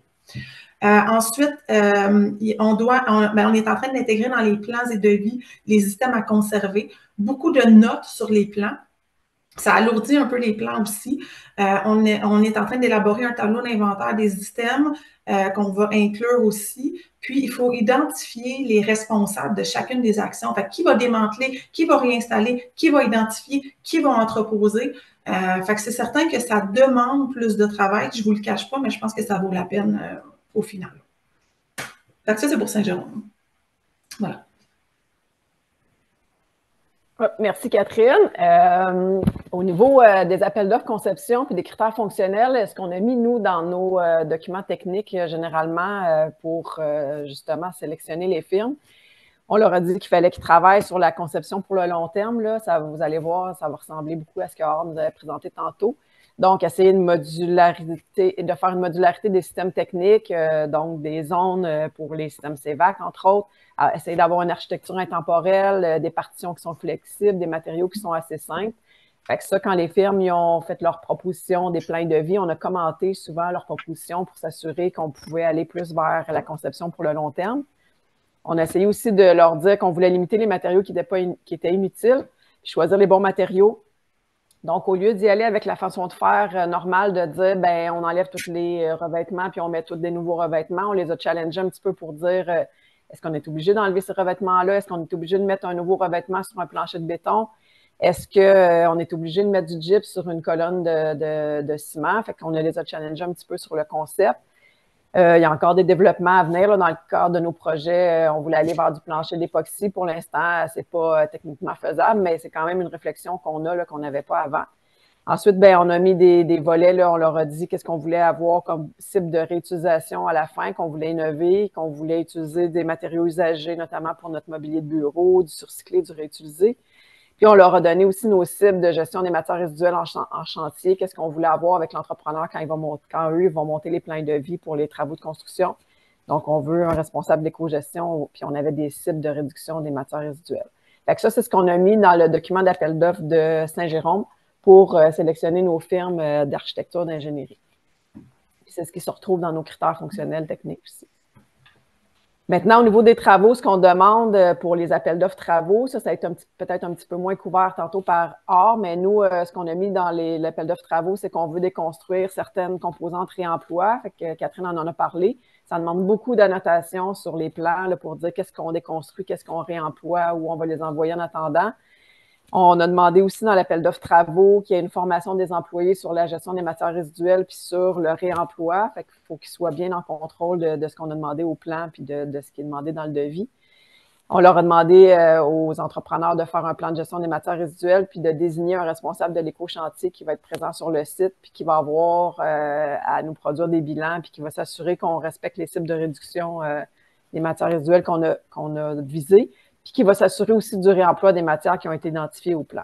Fait que ça, c'est ce qu'on a mis dans les appels d'offres travaux, donc pour le projet de Blainville qui est en appel d'offres présentement. Je te laisse la parole, Catherine. Oui, merci. Donc, les leçons apprises, donc s'y prendre tôt, fait qu'idéalement, dès l'avant-projet, pour aller identifier le potentiel, parce qu'à Blainville, c'est sûr que ça complique un peu les choses de s'y prendre un peu tard. Là, on y réussit quand même un peu, mais c'est idéal d'y aller tôt. Intégrer les clauses de circularité dans les documents d'appel de proposition pour les services professionnels, de sorte qu'ils savent dans quoi ils s'embarquent. Nous, on était chanceux, ils ont voulu embarquer à Blainville, mais ils auraient très bien pu refuser, puis on n'aurait pas pu faire grand-chose. Ensuite, c'est important de faire des relevés. Fait, même idéalement, de le faire pré-travaux pour identifier les matériaux, leur état, est-ce qu'on a un potentiel, on veut se questionner, dresser une liste de ce qui peut être fait. Ensuite, le réemploi, évidemment, comme je le disais tantôt, ça demande plus de travail et de vigilance aux plans et devis. Même pour ma part, là, quand je dois réviser les plans et quand l'équipe de travail révise les plans, il y a énormément de notes sur les plans. Ça fait des plans chargés. À Saint-Jérôme, c'est un bâtiment qui n'est pas très, comment dire, il y a beaucoup de disparités dans le bâtiment. Fait un lavabo à garder, l'autre, on ne le garde pas à côté, l'autre, on le garde. Mais ça fait beaucoup de notes au plan et ça va demander beaucoup de vigilance lors de la déconstruction du projet, c'est certain. Fait que ça va prendre quelqu'un qui est allumé, un responsable d'éco-chantier. Fait que ça, il faut y penser. Mais on remarque qu'on devient meilleur de projet en projet parce que c'est seulement mon deuxième projet. Déjà, entre Blainville et Saint-Jérôme, il y a une grande différence. On sait déjà beaucoup plus où on s'en va. Nos documents sont, on réutilise les mêmes documents, on les améliore. Ça, c'est vraiment, c'est de s'embarquer. Je pense que c'est ça le plus difficile. Un coup que tu es embarqué, mais le deuxième projet, ça va déjà beaucoup mieux. Ce qu'on voit aussi, c'est que c'est plus facile de travailler, mais c'est plus facile de travailler ensemble, de connaître les rôles et responsabilités de tout le monde aussi. Puis évidemment, ça nous prend un responsable de projet qui est motivé, là, parce que Catherine disait tantôt que j'ai été convaincante, là, mais faut être convaincant pour être capable d'avancer, mais il faut aussi avoir un responsable de projet qui y croit pour être capable de convaincre les firmes puis de motiver toutes les autres personnes du projet. Puis la collaboration est essentielle avec les firmes puis le donneur d'ouvrage, là, c'est de nouveau l'économie circulaire. Fait que même si on demande plein de choses puis on leur demande de faire une réflexion, des fois, il faut admettre qu'on n'est pas capable d'être techniquement rendu là dans un projet de faire de l'économie circulaire, mais ça vaut la peine d'en parler, de l'évaluer, puis peut-être dans un projet suivant, dans 2, 3 projets, on va peut-être être plus à même de faire des projets pilotes puis d'être capable de l'intégrer dans quelques années. Fait qu'il faut aussi écouter les idées des partenaires puis les idées des différentes parties prenantes, faire preuve d'ouverture, de flexibilité de tout le monde, là. Fait que des fois, on a des obligations d'échéancier, des fois, on a des obligations d'entreposage, des fois, on a des obligations de coûts. Fait qu'il faut tenir compte de tout ça dans le projet pour que ça soit possible de faire la meilleure économie circulaire possible, mais en respectant les différentes parties prenantes. Ensuite, ce qu'on a remarqué, c'est que c'est important de bien documenter nos économies. Là-dedans, on n'est pas super outillés pour l'instant, mais nous, les initiatives qui ont passé le plus facilement, c'est quand on était capable de documenter que, oui, ça allait être un petit peu plus compliqué, mais que ça allait permettre des économies de GES puis des économies monétaires. Fait que ça, on essaye de le documenter de plus en plus puis de se doter d'outils, mais c'est peut-être le volet qui est un petit peu plus difficile, je dirais, à documenter, mais c'est vraiment important de le faire si on veut être capable de faire passer des initiatives. Puis il y a des belles opportunités là, pour les firmes d'innover puis de se démarquer dans le marché. Ces projets-là, après, on va les documenter, puis c'est sûr que pour eux, c'est une belle visibilité de commencer à participer, à faire différemment. Maintenant, juste quelques petites initiatives. Là, quand on parle d'économie potentielle, nous, ce qu'on a vu avec nos mesures de réemploi, on a plus de 500 000 d'économie, 400 tonnes de CO2 équivalents qui sont économisés par les différentes initiatives qu'on a mises. Fait que c'est quand même des mesures importantes. Puis là, ça, c'est vraiment des chiffres très, très préliminaires. Au niveau général, ben, on a fait affaire avec le lab, on a sensibilisé toutes à l'interne, les firmes et puis à l'interne, nos employés, les chargés de projet qui travaillent sur les projets de réflexion, aussi les conseillers aménagement qui travaillent avec nous à l'interne pour le volet plus fini intérieur et mobilier de bureau, puis nos firmes. Ensuite, on a travaillé avec l'École du meuble, l'INEVEM, le Centre d'innovation et des bénéficiaires du meuble qui est relié avec l'École du meuble pour faire le reconditionnement de nos mobiliers de bureau, essayer de trouver des nouveaux concepts pour réutiliser notre mobilier de bureau. Et on a un projet, une espèce de filiale interne de réemploi de nos mobiliers de bureau. Ça veut dire que quand on vide un bâtiment comme le bâtiment de Blainville, ce mobilier-là, normalement, il est offert à d'autres conseillers aménagement qui travaillent sur d'autres bâtiments. Puis on réussit à réutiliser une bonne partie du mobilier de bureau qui est dans ce bâtiment-là si on ne le réutilise pas in situ sur le même projet. On a réemployé les tubes d'aile, on va les démanteler, on va les réemployer, les renvoyer dans d'autres bâtiments qui n'ont pas encore des tubes d'aile. On réemploie plusieurs équipements de sécurité, là, les douches, les défibrillateurs, les accessoires de salle de bain, dans certains cas. On a décidé de conserver certaines céramiques. Initialement, si on avait fait un projet typique, on aurait dit, bien, on part from scratch, on démolit les salles de bain, puis on fait des nouvelles salles de bain. Resurfaçage des armoires de cuisine, Catherine en a parlé. Beaucoup de réemploi de portes et de cloisons vitrées. Puis ça, c'est un élément super important. Là. Les firmes nous ont fait un tableau des portes. Voici la porte qu'on enlève, la porte qu'on réutilise, la porte où on l'envoie dans le nouveau local. Puis au final, on achète presque pas de portes. Là. Fait que peut-être sur une trentaine, quarantaine de portes, on va peut-être avoir 3 nouvelles portes là-dessus, alors que normalement, on les aurait toutes remplacées pour en acheter des nouvelles. C'est toutes des portes en acier. Puis on a essayé de travailler fort sur la réduction des gammes de matériaux, là, le nombre de tuiles de plafond différents, le nombre de tuiles céramiques différents qui va être utilisé dans les projets. Peut-être, Karine, si tu peux me permettre un petit commentaire, là. Tu sais, quand on parle de les céramiques murales, ça, c'est un exemple. Là. Moi, quand je suis rentrée dans les salles de bain, quand on faisait notre relevé, puis j'ai dit, ben, pourquoi qu'on les garde pas, les céramiques murales? Tu sais, c'est sobre comme couleur. Et là, ça a été, là, ah ouais, c'est laid, il me semble, mais, tu sais, il faut changer les... Puis c'est l'architecte qui a fait, ben, je peux faire quelque chose avec ça, tu sais. On aime ça du neuf au Québec, on aime ça que ça soit beau, que ça soit au goût du jour, mais je pense qu'on peut mettre au goût du jour, même en conservant. Puis ça, là, il faut changer cette mentalité-là. Puis au départ, là, tu sais, on pourrait regarder les éviers. Ah, ils sont vieux. Ouais, mais ils sont bons. Tu sais, c'est un évier. Fait que c'est... En tout cas, c'est une petite anecdote. T'as raison, Catherine. Puis on l'a vu, l'évolution entre le premier projet où on était avec les mêmes architectes que le deuxième projet, parce que là, on a fait la tournée avec eux, puis on leur a remis beaucoup en question. Mais ça, tu sais, on a-tu vraiment besoin de l'enlever? Puis, tu sais, ils ont vraiment été très ouverts parce qu'on les a beaucoup challengés, là. Puis, en fin de compte, je pense que ça va leur demander un concept qui va être différent, puis qui va leur demander à eux de faire preuve de beaucoup d'innovation dans leur design architectural, mais je pense que ça va faire un projet qui va être aussi beau à la fin. Ouais. Fait que donc, parmi les enjeux rencontrés, là, c'en est un, là, le réflexe du remplacement 1 pour 1, c'est un très, très grand réflexe qu'il faut défaire. Là. À la base, nous, quand on fait un projet de réflexion, puis je suis sûre qu'on n'est pas différent des autres donneurs d'ouvrage, c'est qu'on refait un projet de réflexion, puis on part de zéro. Là. Fait que là, il faut vraiment remplacer ce volet-là.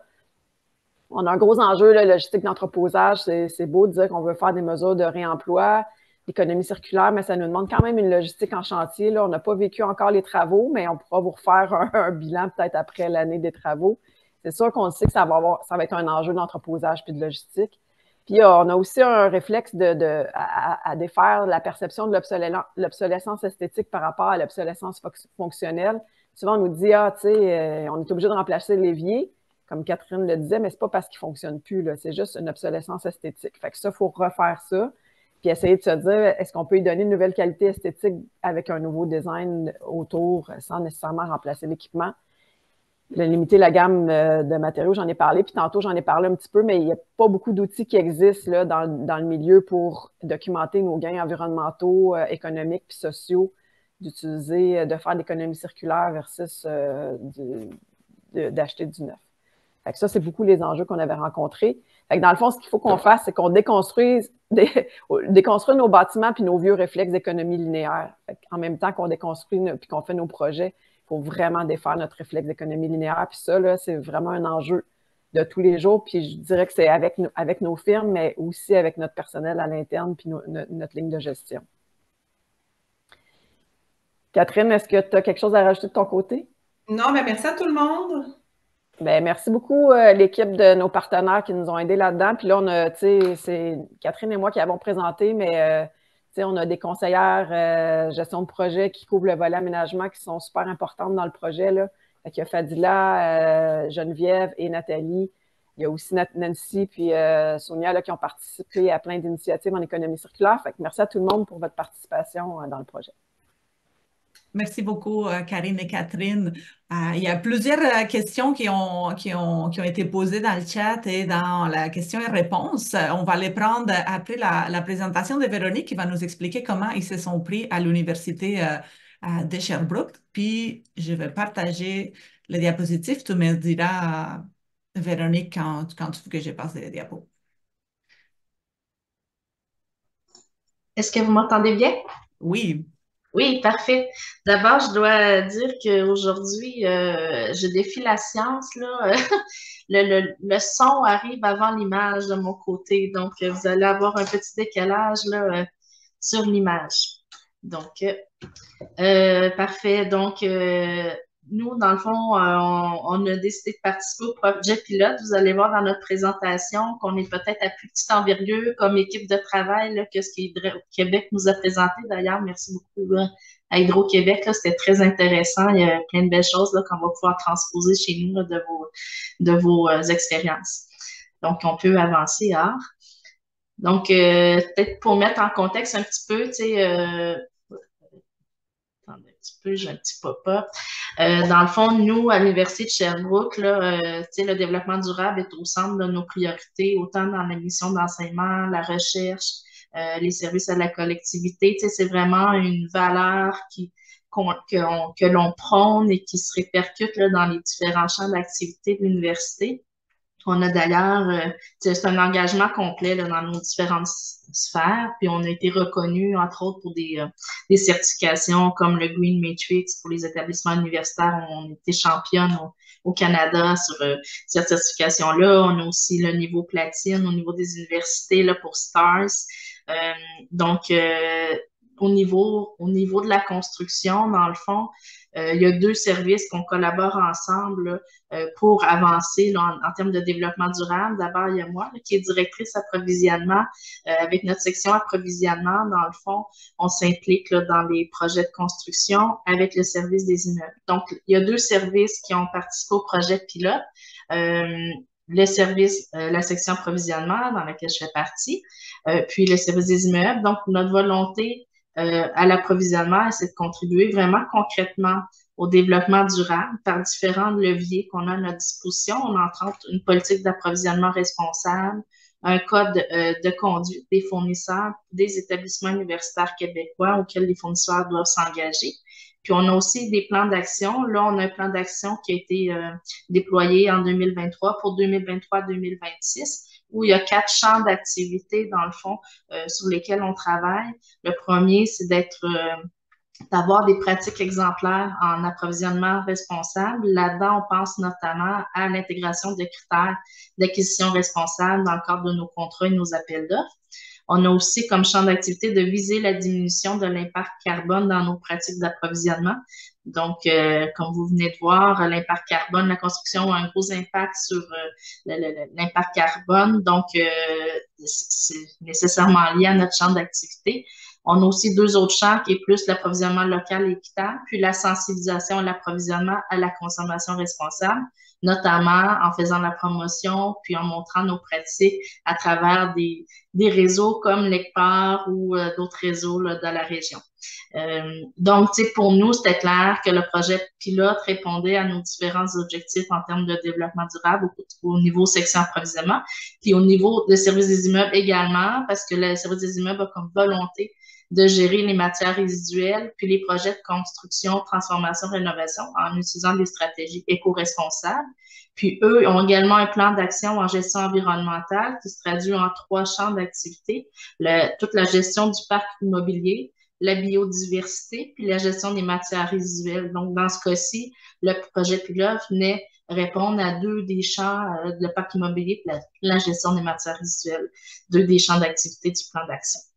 Donc, on peut passer à l'autre Donc, ben, dans le fond, ça explique un peu notre volonté là, de participer au projet, que c'est lié à notre gouvernance, mais les constats qu'on a fait, nous, dans le cadre de les acquisitions responsables au niveau de la construction, c'est que souvent, les critères d'acquisition responsable, quand on veut les intégrer dans les devis de construction de la dernière minute, on se rend compte qu'ils ont moins d'impact environnementaux, socio-économiques que si on les avait travaillés en amont. Donc, je répète un peu le message d'auparavant, mais bref, on se rend compte que si on essaie de les mettre quand vient le temps de publier l'appel d'offres, il est déjà trop tard pour penser à la conception, puis même repenser le besoin. Le deuxième constat, c'était que, dans le fond, pour pouvoir l'intégrer dans ces étapes-là, mais il fallait avoir des professionnels impliqués qui détiennent une expertise pour favoriser l'économie circulaire. Donc, cette expertise-là, au troisième constat, devait être exigée dans la sélection de nos professionnels. Comme nous sommes un organisme public, on doit aller en appel d'offres public. Donc, il fallait faire en sorte qu'on allait choisir les professionnels basés sur cette expertise-là. Hydro-Québec a montré que c'était possible de le faire même en travaillant pas autant en amont. Mais pour nous, c'était clair que, il fallait y aller autant que possible en amont. Donc, puis là, venaient plusieurs questions. Mais quel genre de critères on pourrait mettre? Comment, est-ce qu'on devrait choisir certains critères selon le type de projet? Ça serait quoi les bonnes pratiques? Parce qu'on n'avait pas autant de connaissances en circularité. Madame Ivanka nous a montré plusieurs études, plusieurs pratiques intéressantes en termes de circularité. Puis qu'est-ce qu'on devait valoriser, particulièrement dans la conception, dans la sélection des matériaux. Donc, on avait beaucoup de questions de voir comment on pouvait travailler plus en amont. Puis en plus de notre désir de contribuer à l'avancement avec l'expert avec lequel on travaille, bien, tout ça a fait en sorte c'était clair qu'on embarquait dans le projet. Donc, la sélection du projet, on devait choisir, quand Art nous a contactés, il fallait choisir un projet qui allait partir en appel d'offres de services professionnels dans les prochains mois. Pour nous, ça a été difficile parce que la demande a été faite à un moment où ce qu'on avait déjà fait nos services professionnels, souvent on fait ça à l'automne, puis on était comme dans un creux d'appel d'offres de services professionnels. Donc, on a choisi un projet qui devait partir en service professionnel dans les prochains mois, mais pour des enjeux de financement, finalement, le projet qui a été choisi initialement, on n'a pas pu le prendre finalement parce que le financement n'a pas été octroyé, donc il est toujours stand-by, ce projet-là. Donc, il nous restait juste un projet possible, mais on est encore aux études préconceptuelles. Donc, tu sais, on est un peu mal à l'aise par rapport à l'ECPAR, pour être franche, par rapport à ça, parce qu'on savait que quand le projet pilote serait terminé, puis le chantier de travail serait terminé, on ne serait toujours pas parti en appel d'offres pour donner les résultats, dans le fond, de cette expérience-là.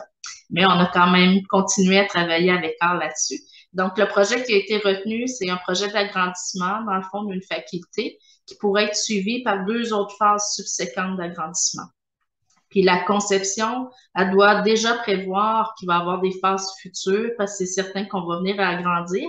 Puis, ça nécessite, mais les phases d'agrandissement ne nécessitent pas de nouvelle emprise sur nos terrains. Donc, en gros résumé, c'est le projet. Malheureusement, je ne peux pas donner plus de détails parce qu'il est encore confidentiel là, comme projet. Donc, si on passe à la suivante. Donc, là, nous, on a quand même eu la chance d'avoir l'outil puis d'analyser un peu lesquels critères seraient plus pertinents pour ce projet-là parce qu'on est en pré-concept. Donc, au niveau de l'évaluation de qualité du soumissionnaire, on pense qu'on pourrait intégrer ce genre de critères de qualité-là qui étaient recommandés dans l'outil. Donc, comment les soumissionnaires doivent décrire en évaluation de qualité, comment ils comprennent la circularité, quel genre d'approche ils vont suivre pour intégrer et maximiser la circularité, puis démontrer leurs compétences et expertise en conception de bâtiments pour l'économie circulaire. Donc, ça serait le volet d'évaluation de qualité des soumissionnaires, là, des professionnels en construction. Puis si on passe à la page suivante, à même le devis des services professionnels, on aimerait faire en sorte de décrire quel type de critères de conception qui seraient valorisés dans le cadre de leur mandat. Plusieurs éléments rejoignent ce qui a été présenté dans les projets pilotes d'Hydro-Québec. On pense entre autres à l'architecture intemporelle, une conception interne intemporelle et flexible qui permettrait de réduire le besoin de rénovation, une meilleure utilisation de l'espace puis optimisation du taux d'utilisation, donc éliminer les espaces superflus, puis essayer de rendre des espaces à usage multiple pour vraiment optimiser l'utilisation. Avoir une structure qui facilite l'expansion, surtout qu'on sait qu'il y aura des phases subséquentes. Donc, puis avec les phases subséquentes, va devenir encore plus important de permettre une continuité des opérations dans les phases existantes. Fait que ça, c'est la structure, je dirais, c'est un élément majeur qu'on veut pousser. Ensuite, toute la question d'adaptabilité, entre autres pour les systèmes électromécaniques, dans le fond, pour que quand va venir les autres agrandissements, ça va être plus facile, puis peut-être moins de perte de coûts aussi, plutôt que de changer le système. Si on a déjà prévu qu'il allait y avoir des agrandissements, on va faire les choix en conséquence. Ensuite, au niveau des accès, la même chose, de permettre l'adaptation. Donc, on est beaucoup, nous, dans l'adaptabilité, surtout vu qu'on va avoir des phases subséquentes, là. Après ça, au niveau de critères de sélection des matériaux à valoriser, les matériaux ayant un faible besoin d'entretien, valoriser ça, qui sont facilement réutilisables, recyclables. Puis par rapport à ça, là, je ne l'ai pas mis, là, mais j'aurais peut-être dû le mettre, mais la gestion des matières résiduelles, je ne l'ai pas mis parce que c'est quelque chose qu'on avait déjà, mais qui est aussi dans l'outil. Fait que c'est possible qu'on s'ajuste un petit peu avec l'outil, mais je ne l'ai pas mis comme ce n'était pas une nouveauté pour nous, mais on a vraiment un gros volet de gestion de matières résiduelles qu'on travaille déjà, dans le fond. Toute la gestion des matières de construction. On a eu un pavillon qui a servi un peu de projet pilote où c'est un pavillon qui a été entièrement détruit. Donc là, ça nous a permis vraiment de mettre en place cette approche-là où on essayait de valoriser là, entre autres, tout ce qui est meubles. On a un système qui permet de valoriser les meubles à l'interne puis avec la communauté autour. Aussi, le tri des matières par les entrepreneurs. Fait que ça a tout été testé dans ce premier projet-là. Puis maintenant, c'est pas mal une pratique intégrée à même les devis là, des professionnels et des entrepreneurs. Fait j'en ai pas fait mention, là, je regrette un petit peu, mais la présentation, je l'ai finie hier, je m'en excuse. Donc, il n'est pas dans la slide, mais je voulais quand même en faire mention là, à la présentation. Après ça, les matériaux à faible empreinte carbone, ça vient tout ce qui est impact carbone est super important dans notre stratégie de développement durable à l'université, là. Donc, ça, c'est sûr que ça va être valorisé là, dans la sélection, ça doit être valorisé dans la sélection des matériaux. On pense notamment au béton parce qu'il est visé, c'est une structure en béton. Donc, on a déjà commencé même à sonder un peu le marché par rapport à ce type de matériaux-là à plus faible, comment qu'on pourrait valoriser le béton à plus faible impact. Puis après ça, de valoriser les projets avec des certifications environnementales qui sont garanties par des tierces parties indépendantes. Donc, ça fait un peu le tour, là, tu sais, l'outil est super, là, pour ceux qui vont avoir la chance d'aller le voir, là, tu sais, c'est très bien monté, c'est très bien vulgarisé, puis ça nous accompagne vraiment dans la sélection, puis ça nous donne vraiment des bonnes idées de comment on pourrait intégrer la circularité là, à la fois dans les devis de professionnels puis les devis des entrepreneurs. Merci beaucoup, Véronique. Alors, je Merci vais à donner toi. la parole à Sarah pour qu'il puisse poser des questions qui ont apparu dans les questions et réponses ou dans les clavardages. Absolument. Mais merci beaucoup pour vos présentations. On a un peu un aperçu là, des projets en différentes phases d'avancement. Au tout début, puis un peu plus avancé avec deux projets là, on a pu voir l'évolution. Donc, c'est super intéressant. En effet, on a plusieurs questions. Les premières questions pour Karine Brisson et Catherine Soro de Hydro-Québec. Donc, dans un premier temps, comment vous vous êtes pris au niveau de la partie contractuelle pour le démantèlement, l'entreposage et l'installation des matériaux réutilisés? En fait, on a mis, là, c'est notre document qui est en appel d'offres pour le projet de Blainville. Dans l'appel d'offres qui est actuellement public, on a mis une composante, on a expliqué dans les plans de vie quels matériaux devaient être réutilisés, démantelés, entreposés. L'entreposage va se faire sur place du projet, donc il n'y a pas de surcharge pour l'entrepreneur à prendre les matériaux puis à les entreposer chez lui. Fait que déjà, ça, c'est quelque chose qui va simplifier un petit peu les coûts. Puis on leur a dit là, en fait, on leur a pas imposé une méthode de travail. C'est eux qui vont trouver la méthode de travail pour être capables de démonter les pièces puis d'être capables de les entreposer sur place puis de savoir où vont aller les nouvelles. Je parle par exemple des portes, là. il y a un code de porte sur les plans avec un code de porte sur le plan à démolir puis le plan à reconstruire. Fait que ça va être à eux à déterminer quelle méthode d'identification ils vont vouloir avoir. On ne leur a pas imposé une méthode, là, on se fie sur leur expertise de chantier puis de réalisation de travaux. Je ne sais pas si ça répond à la question, là, mais dans le fond, c'est déjà prévu dans les plans de vie que c'est leur responsabilité de faire ce démontage-là puis d'identifier une méthode de travail. Merci beaucoup. Un peu en lien aussi avec justement toutes ces activités de démontage, de réinstallation, démolition, disposition. Comment vous avez été, êtes-vous en mesure d'évaluer les coûts supplémentaires engendrés par ces activités-là? Il y a deux questions qui tournent un peu autour de ça, des coûts justement là, de ces activités supplémentaires là, comparativement à des projets un peu plus standards. Pour le volet conception, on n'a pas eu de surcoût d'intégrer l'économie circulaire dans le volet conception nécessairement. Là, ça faisait partie du mandat des firmes d'ingénierie, d'architecture. Fait que le temps qu'on a mis à faire l'inventaire des pièces puis à remettre en question certaines composantes faisait partie de leur mandat de base là, pour le projet de Saint-Jérôme. Dans le projet de Blainville, on avait prévu peut-être d'avoir peut-être un petit élément supplémentaire si il y avait une grosse surcharge de travail qui était reliée à ce projet-là. Au niveau du démantèlement puis des travaux, là, vu qu'on est en appel d'offres, on n'a pas une idée de ce que ça va représenter comme surcoût. Mais la prémisse qu'on se dit, c'est qu'ils ne devraient pas avoir une grosse surcharge parce qu'eux vont quand même avoir une moins grande gestion de déchets à faire à la fin. Fait que ça devrait être un transfert de travail. Maintenant, il reste à voir qu'est-ce que ça va donner dans les appels d'offres, mais ça va être dur à chiffrer parce que, il n'y a pas une ligne de service qui dit démantèlement des équipements, là, fait que ça va être dur à identifier dépendamment des prix qu'on va recevoir pour ce travail-là. C'est-tu dû au marché actuel? C'est-tu dû à l'ampleur du projet ou c'est dû à l'économie circulaire? Fait que ça va être de faire du balisage avec les projets similaires qu'on va être capable d'essayer de voir. Karine, moi, je sais que moi, quand je charge sur mes projets, mais pour l'économie circulaire, j'ai une ligne. Fait que quand moi, je mets du temps sur l'économie circulaire, j'ai comme une ligne particulière parce que je pense qu'au final, on veut voir combien de temps l'équipe projet va avoir mis. Fait que ça, on essaie de le chiffrer.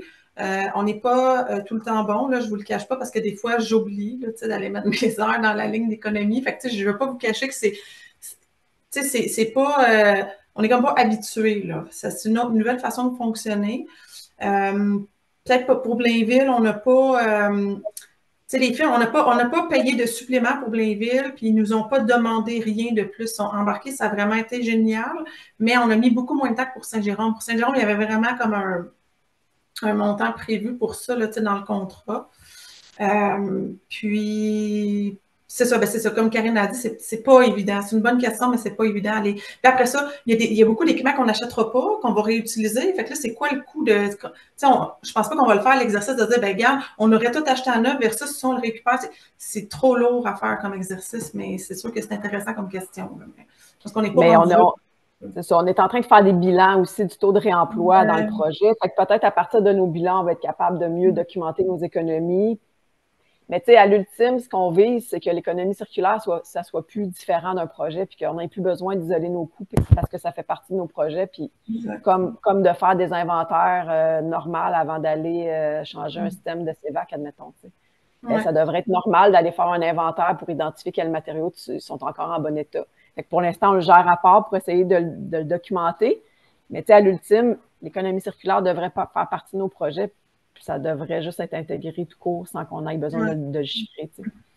Oui. Vous parlez que vous aviez une économie, mais il y a aussi une économie en tonnes de CO2. Donc, il y a aussi un coût qu'on pourrait associer à ça indirectement. Là. Donc, ça serait un bel exercice aussi, en effet.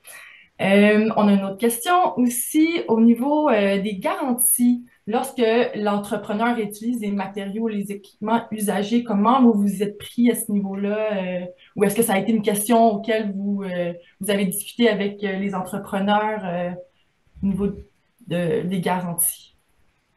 C'est une excellente question.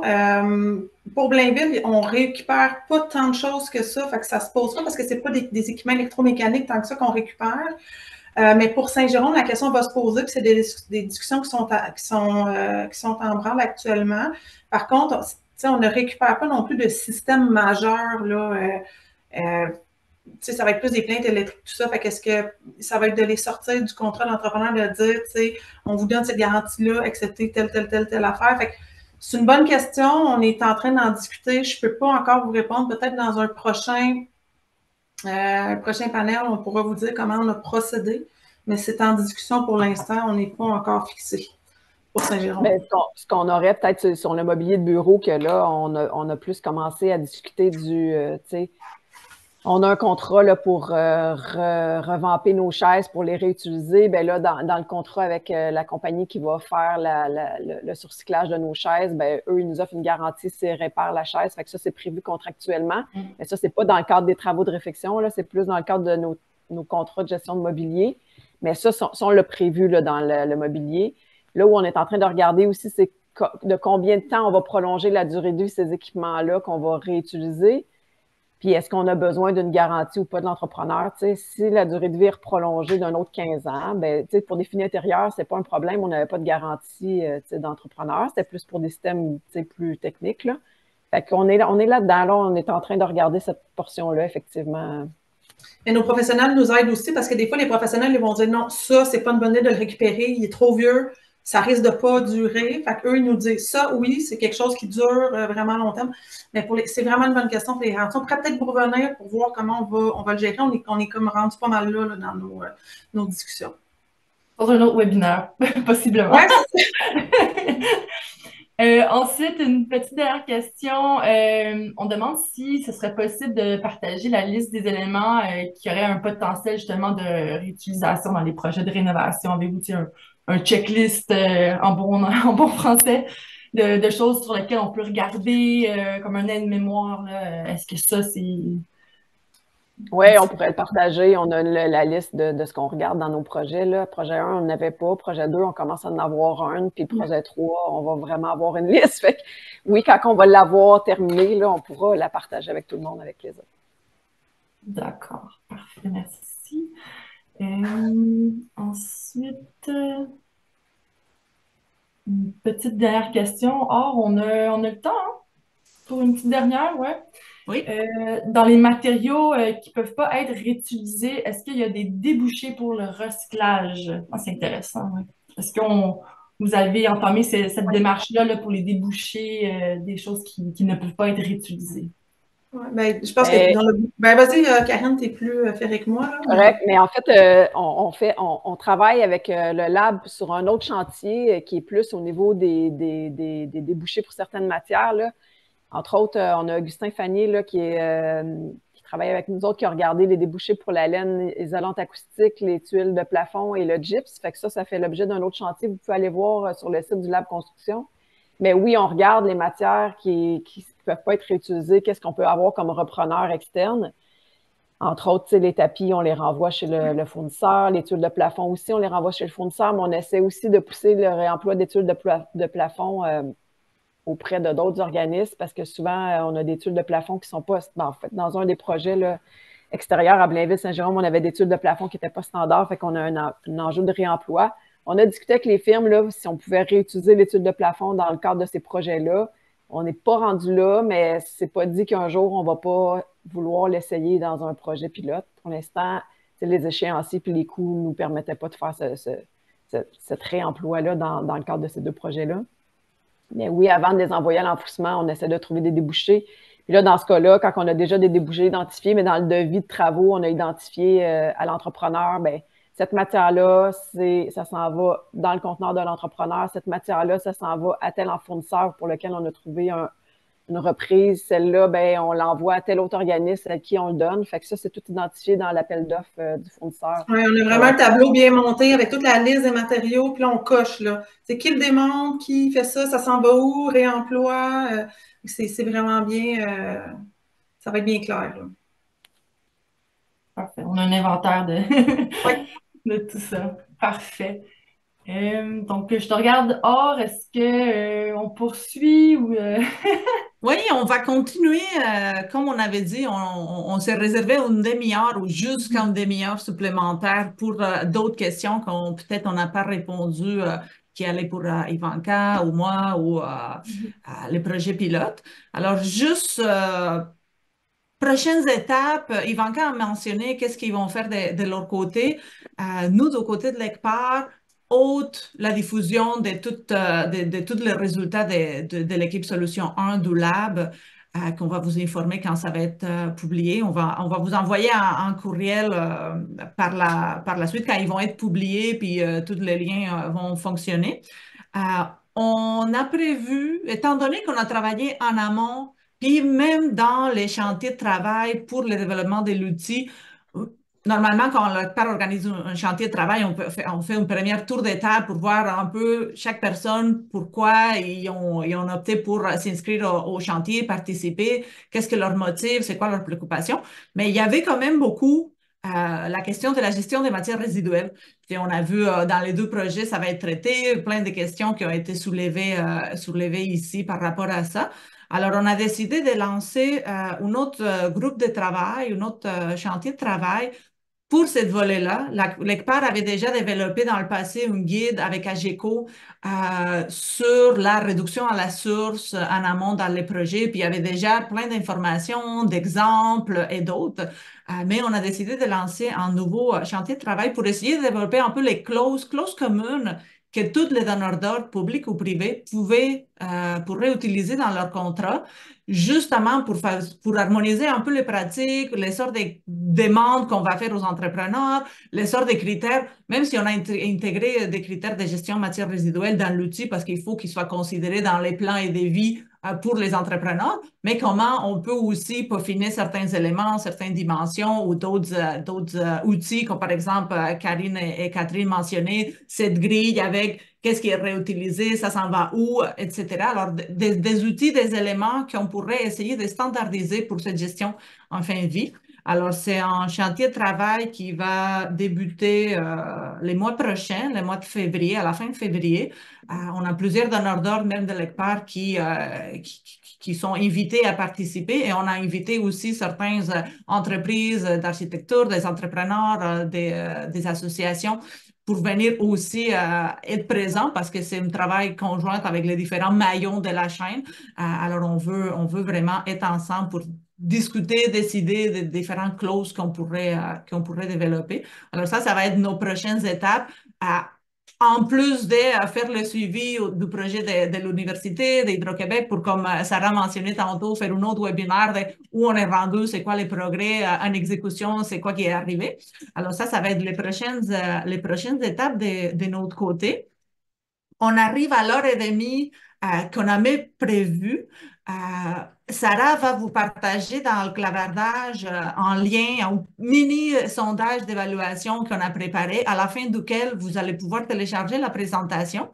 Mais pour ceux et celles qui ont encore le temps puis qui veulent rester avec nous pour poser d'autres questions supplémentaires ou pour pouvoir, nous, avoir le temps de répondre à certaines questions qu'on n'a pas pu répondre dans les autres moments des périodes de questions, vous êtes les bienvenus à rester avec nous. Alors, pour ceux qui vont partir, merci beaucoup d'avoir été parmi nous ce matin dans ce webinaire. Puis, bon reste des journées. Puis, pour ceux qui restent, Sarah va continuer à nous poser de questions pour qu'on ait le temps de leur répondre.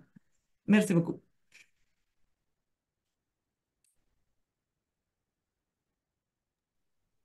Parfait. Donc, je vais poursuivre avec certaines questions qu'on n'avait pas eu le temps de répondre. On a eu beaucoup de participation, donc c'est vraiment un bon signe. J'en reviendrai peut-être, je ne sais pas si notre invitée Alice Rabis du CIRIEC est toujours là. Elle avait la main levée tout à l'heure. Peut-être qu'elle a toujours la même question à poser ou peut-être qu'elle a déjà été répondue. Donc, si jamais, n'hésite pas, Alice, à lever la main à nouveau, je pourrais te donner droit de parole.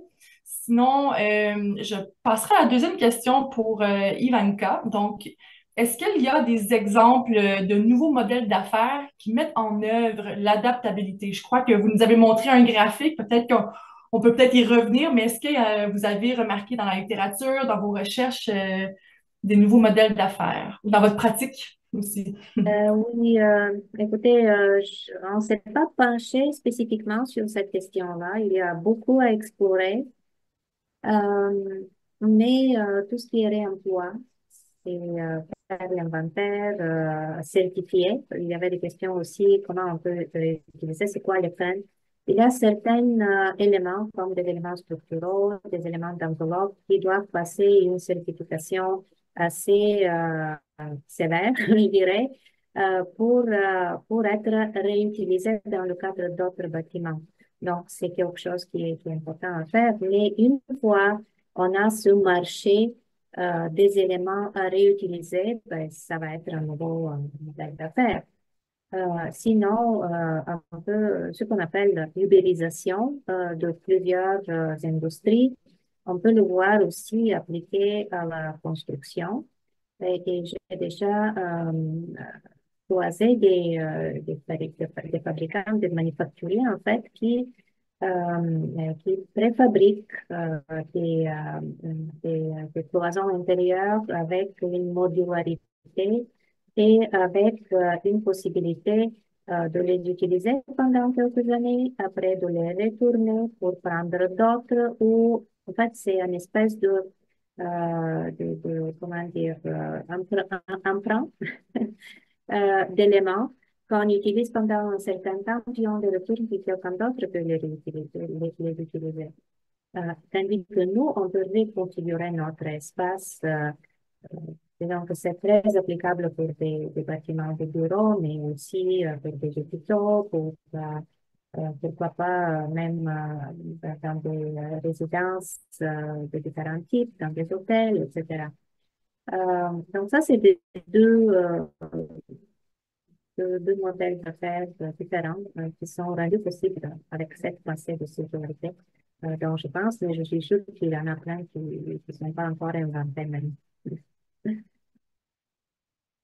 Merci. Parfait, merci beaucoup. En fait, la question de Alice Ravis du Syriac, c'était cette question. Donc, merci beaucoup pour la question. Ensuite, si je passe à la prochaine question, quelle est l'étendue de la responsabilité de l'entrepreneur au sujet de nouveaux critères? Donc, ça, je pense que peut-être même Hydro-Québec pourrait même y répondre ou Ivanka, ça a été posé pendant la période que vous présentiez, Ivanka, mais oui, je pense que j'ai déjà répondu même. ah, Alors, c'est sûr que souvent, on va dire tout se décide ou le plus grand pouvoir de changer quelque chose, ça réside chez les concepteurs. Donc, le donneur d'ouvrage et les concepteurs doivent être doivent mettre les bases de cette pensée par rapport à la circularité, à la durabilité et à l'adaptabilité. Cependant, l'entrepreneur peut avoir un rôle important à jouer si il est bien éduqué par rapport à ces questions-là. Donc, il va pousser, il va promouvoir ces approches. Après, il va aussi bien gérer ce qui est dans sa responsabilité. Par exemple, tout ce qui est des éléments résiduels, tout ce qui est des matériaux qui vont être après recyclés, etc. Euh, un autre aspect que l'entrepreneur peut influencer beaucoup, c'est l'utilisation de plus de préfabrication. Parce que les éléments préfabriqués sont des plus petites ou des plus grandes parties du bâtiment peuvent être préfabriquées et assemblées sur le site d'une façon que ça soit plus facile de les désassembler et de les déplacer à un moment quand on veut changer quelque chose, une configuration ou un système qui est désuet ou une technologie qu'on veut mettre à jour d'ici 5 ans, etc. Donc, si on a cette idée d'utiliser des interfaces standardisées entre les éléments, des connexions mécaniques, c'est ça qui peut être promu par l'entrepreneur si c'est possible dans le cadre du contrat. Des fois, c'est pas possible, mais je pense que dans plusieurs types de contrats, l'entrepreneur a assez de pouvoir d'influencer ces choses-là. merci beaucoup pour votre réponse. Ensuite, je passe à une autre question au niveau, ça a été posé au début de la présentation d'Hydro-Québec, donc peut-être soit Ivana ou Hydro-Québec, mais au niveau de l'application de l'économie circulaire, sachant que il y a des produits de construction qui proviennent probablement de pays situés à des très grandes distances ou qui respectent peut-être pas certaines normes environnementales. Comment on jongle justement avec l'application de l'économie circulaire dans ces cas-là? Seulement si on prône une proximité à l'occasion, donc comment on peut essayer de surmonter cet enjeu-là?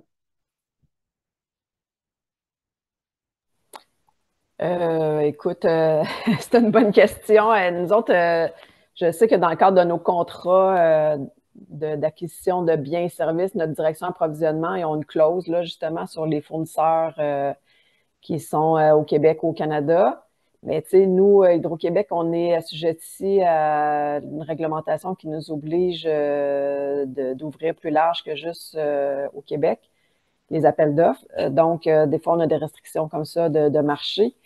Mais j'aurais le goût de vous dire que, tu sais, peut-être que, je ne sais pas, Or, toi, si tu as parlé avec les gens de l'approvisionnement, mais au niveau des biens qui sont fournis dans le cadre d'un appel d'offres en travaux, c'est plus dur de leur donner des exigences particulières sur des produits très, très spécifiques. Fait que nous, on va mettre ça dans nos critères fonctionnels techniques. Fait que quand on fait quand les gens, les firmes d'architecture puis d'ingénierie font la sélection des matériaux, il faut tout le temps fournir au moins 3 produits recommandés. Fait qu'on essaie de suggérer des produits recommandés qui sont les plus locaux possibles, mais des fois, c'est pas possible de le faire.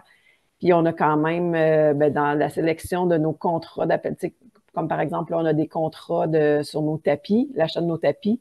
Bien là, c'était un des critères d'évaluation de l'appel d'offres quand on a fait l'attribution du contrat. Il y avait la localisation de l'entreprise. Mais ça, c'est plus dans nos contrats de biens que dans nos contrats de services, je dirais. Merci. Dans nos travaux de réflexion, c'est pas tant évaluer le volet approvisionnement des matériaux.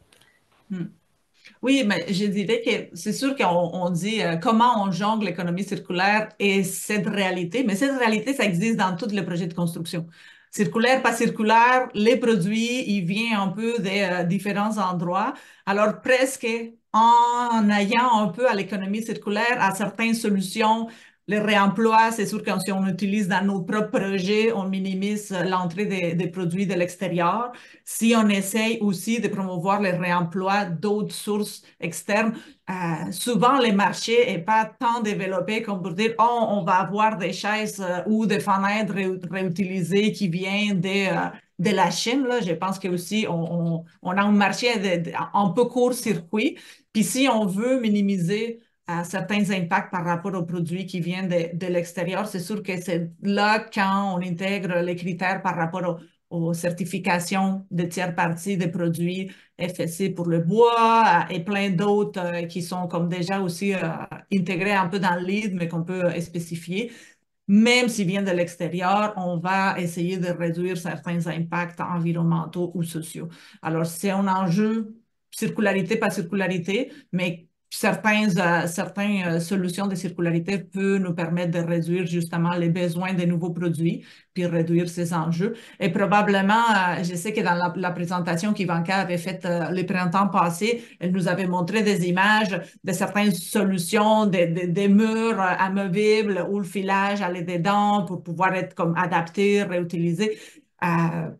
Ça se pourrait, puis je parle ici complètement sans connaître les marchés, mais certains, un peu comme pour l'événement technique, certains produits un peu plus technologiques ou un peu plus avancés sont produits un peu plus dans les marchés plus proches des pays d'Amérique du Nord ou l'Europe, là, certains produits. Peut-être aussi, ça peut contrer certains éléments ou certains enjeux environnementaux, sociaux des produits utilisés en construction, mais c'est sûr que ça demande l'intégration des clauses par rapport à ça pour essayer de minimiser ces enjeux.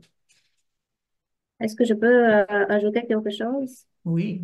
Alors, là, on parle disons que moi, je parle de l'adaptabilité, mais c'est une approche vers ce qu'on vise tous, un environnement bâti harmonieux et durable, n'est-ce pas?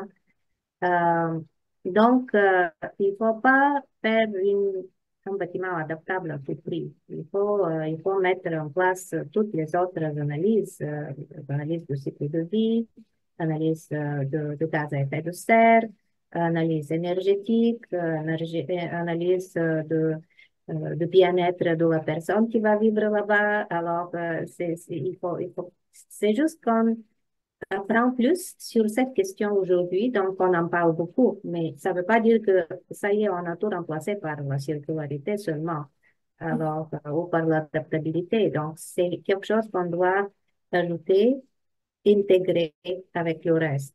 Donc, c'est ça que je voulais. Parfait. Bien, merci beaucoup pour vos réponses à cette question. Je passerai à une autre question qui porte sur, dans les universités, est-ce qu'on enseigne la circularité aux étudiants en architecture dans nos universités, justement? Est-ce que l'Ordre des architectes demande à ses membres de demeurer à jour sur ce sujet? Donc, je ne sais pas si vous êtes au courant des tendances, mais je sais qu'au département d'aménagement de l'Université de Montréal, justement, il y a des ententes avec l'université. L'économie circulaire est enseignée dans certains cours à Polytechnique Montréal. Il y a même un DESS, une maîtrise sur le sujet. Donc, il y a des étudiants justement de HEC qui vont venir prendre des cours sur l'économie circulaire à Polytechnique. Donc, je ne sais pas si à l'UQAM aussi, la thématique est quand même assez répandue, mais je ne sais pas de vos côtés, Evanka, à l'ETS, vous pouvez nous en dire un peu plus? Oui, on a plusieurs experts dans le domaine, comme Neil Rassage et d'autres qui donnent leurs cours à l'université, à l'ETS. Moi, je mets dans tous les cours que j'enseigne, j'essaie de glisser un mot dépendamment de la matière de base que j'enseigne. En fait, l'ETS a mis en place des formations pour les enseignants, pour les professeurs et enseignants, comment intégrer l'économie circulaire dans leurs cours. Donc, je pense que c'est quelque chose de très utile. Au niveau de l'Université de Montréal, je sais que Béchara Helal, dans le cadre de son cours, un de ses cours, il donne aussi une séance sur l'économie circulaire pour la conception architecturale. Je ne suis pas au courant au niveau de l'ordre des architectes est-ce qu'ils ont des formations, mais j'imagine que s'ils n'ont pas, ils vont bientôt les avoir.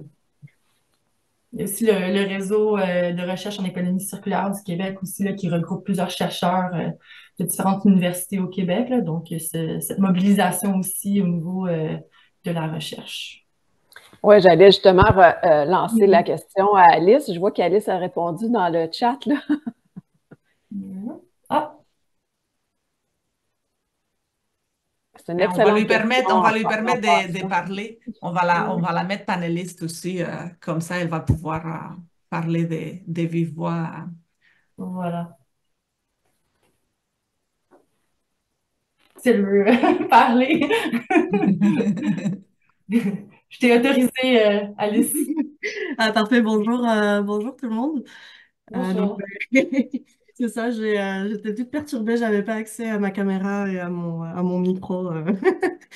Mais donc oui, c'est ça, je suis chargée de projet pour le lab construction. Donc avec ma collègue Hortense, on a coordonné ces 19 projets là qui arrivent à leur fin. Et donc c'est ça, là c'est un peu la deuxième phase du lab. Donc je pense comme l'ont mentionné Ivanka et Sarah, il y a déjà des choses qui sont intégrées dans des professeurs et des chercheurs là qui ont de l'intérêt pour ces sujets-là. C'est sûr que c'est pas systématisé, je pense, dans aucune des universités à ce stade. C'est plus vraiment par choix et intérêt de recherche des chercheurs. Puis nous, là, de lab construction, on rentre dans une phase de transfert de connaissances. Donc, on va déployer là, une série de webinaires aussi qui risquent d'être, on est en conversation avec l'OAQ justement pour qu'ils soient capables de certifier nos webinaires pour potentiellement que ça soit des crédits de formation pour les architectes et les ingénieurs également avec l'OIQ. Puis c'est ça, on a aussi un service formation au sein du CERIEC. Donc là, avec toute la nouvelle recherche, tous les résultats qu'on a, on veut vraiment créer des formations avec les ordres, des formations aussi à l'interne à l'ETS pour les professeurs, puis intégrer de plus en plus de cours dans le curriculum de l'ETS. Donc c'est vraiment des choses qui font partie des missions du CERIEC, de pousser l'économie circulaire là, dans les curriculums de cours, etc. Donc, ça s'en vient, on l'espère, de plus en plus dans les prochaines années. Super, merci beaucoup. Ça répond très, très bien à la question. Je sais qu'on est encore même à intégrer les notions de développement durable. Donc, l'économie circulaire, ça s'en vient de manière plus pointue. Ouais. Merci beaucoup. Donc, ça conclut la période de questions. On a quand même passé à travers toutes les questions, je pense. Donc, je te passe la parole, Or, pour clore cette session. Merci Sarah. On a encore autour de 60 personnes qui ont resté avec nous. Alors merci d'avoir resté. Puis bien sûr, merci à toutes les présentatrices qui ont accepté d'être avec nous aujourd'hui, présenter leurs apprentissages, leurs travaux, leur cheminement. Puis on va vous revenir avec d'autres activités, d'autres événements qui vont suivre. Comme j'ai mentionné, nous, on va avoir les nouveaux chantiers de travail, mais tous les projets qui sont commencés, on voudra bien vous présenter qu'est-ce qui est rendu dans les projets d'Hydro-Québec, ben, une construction, qu'est-ce qui s'est passé, est-ce qu'il y a des choses qui ont tombé dans le chemin ou d'autres qui se sont ajoutées puis qu'on a encore amélioré. L'Université de Sherbrooke aussi, une fois que le projet va être défini puis l'appel d'offres pour les services professionnels va sortir, ben, un peu aussi c'est quoi les apprentissages. Alors merci tout le monde, puis bon reste des journées, bon dîner, puis à très bientôt.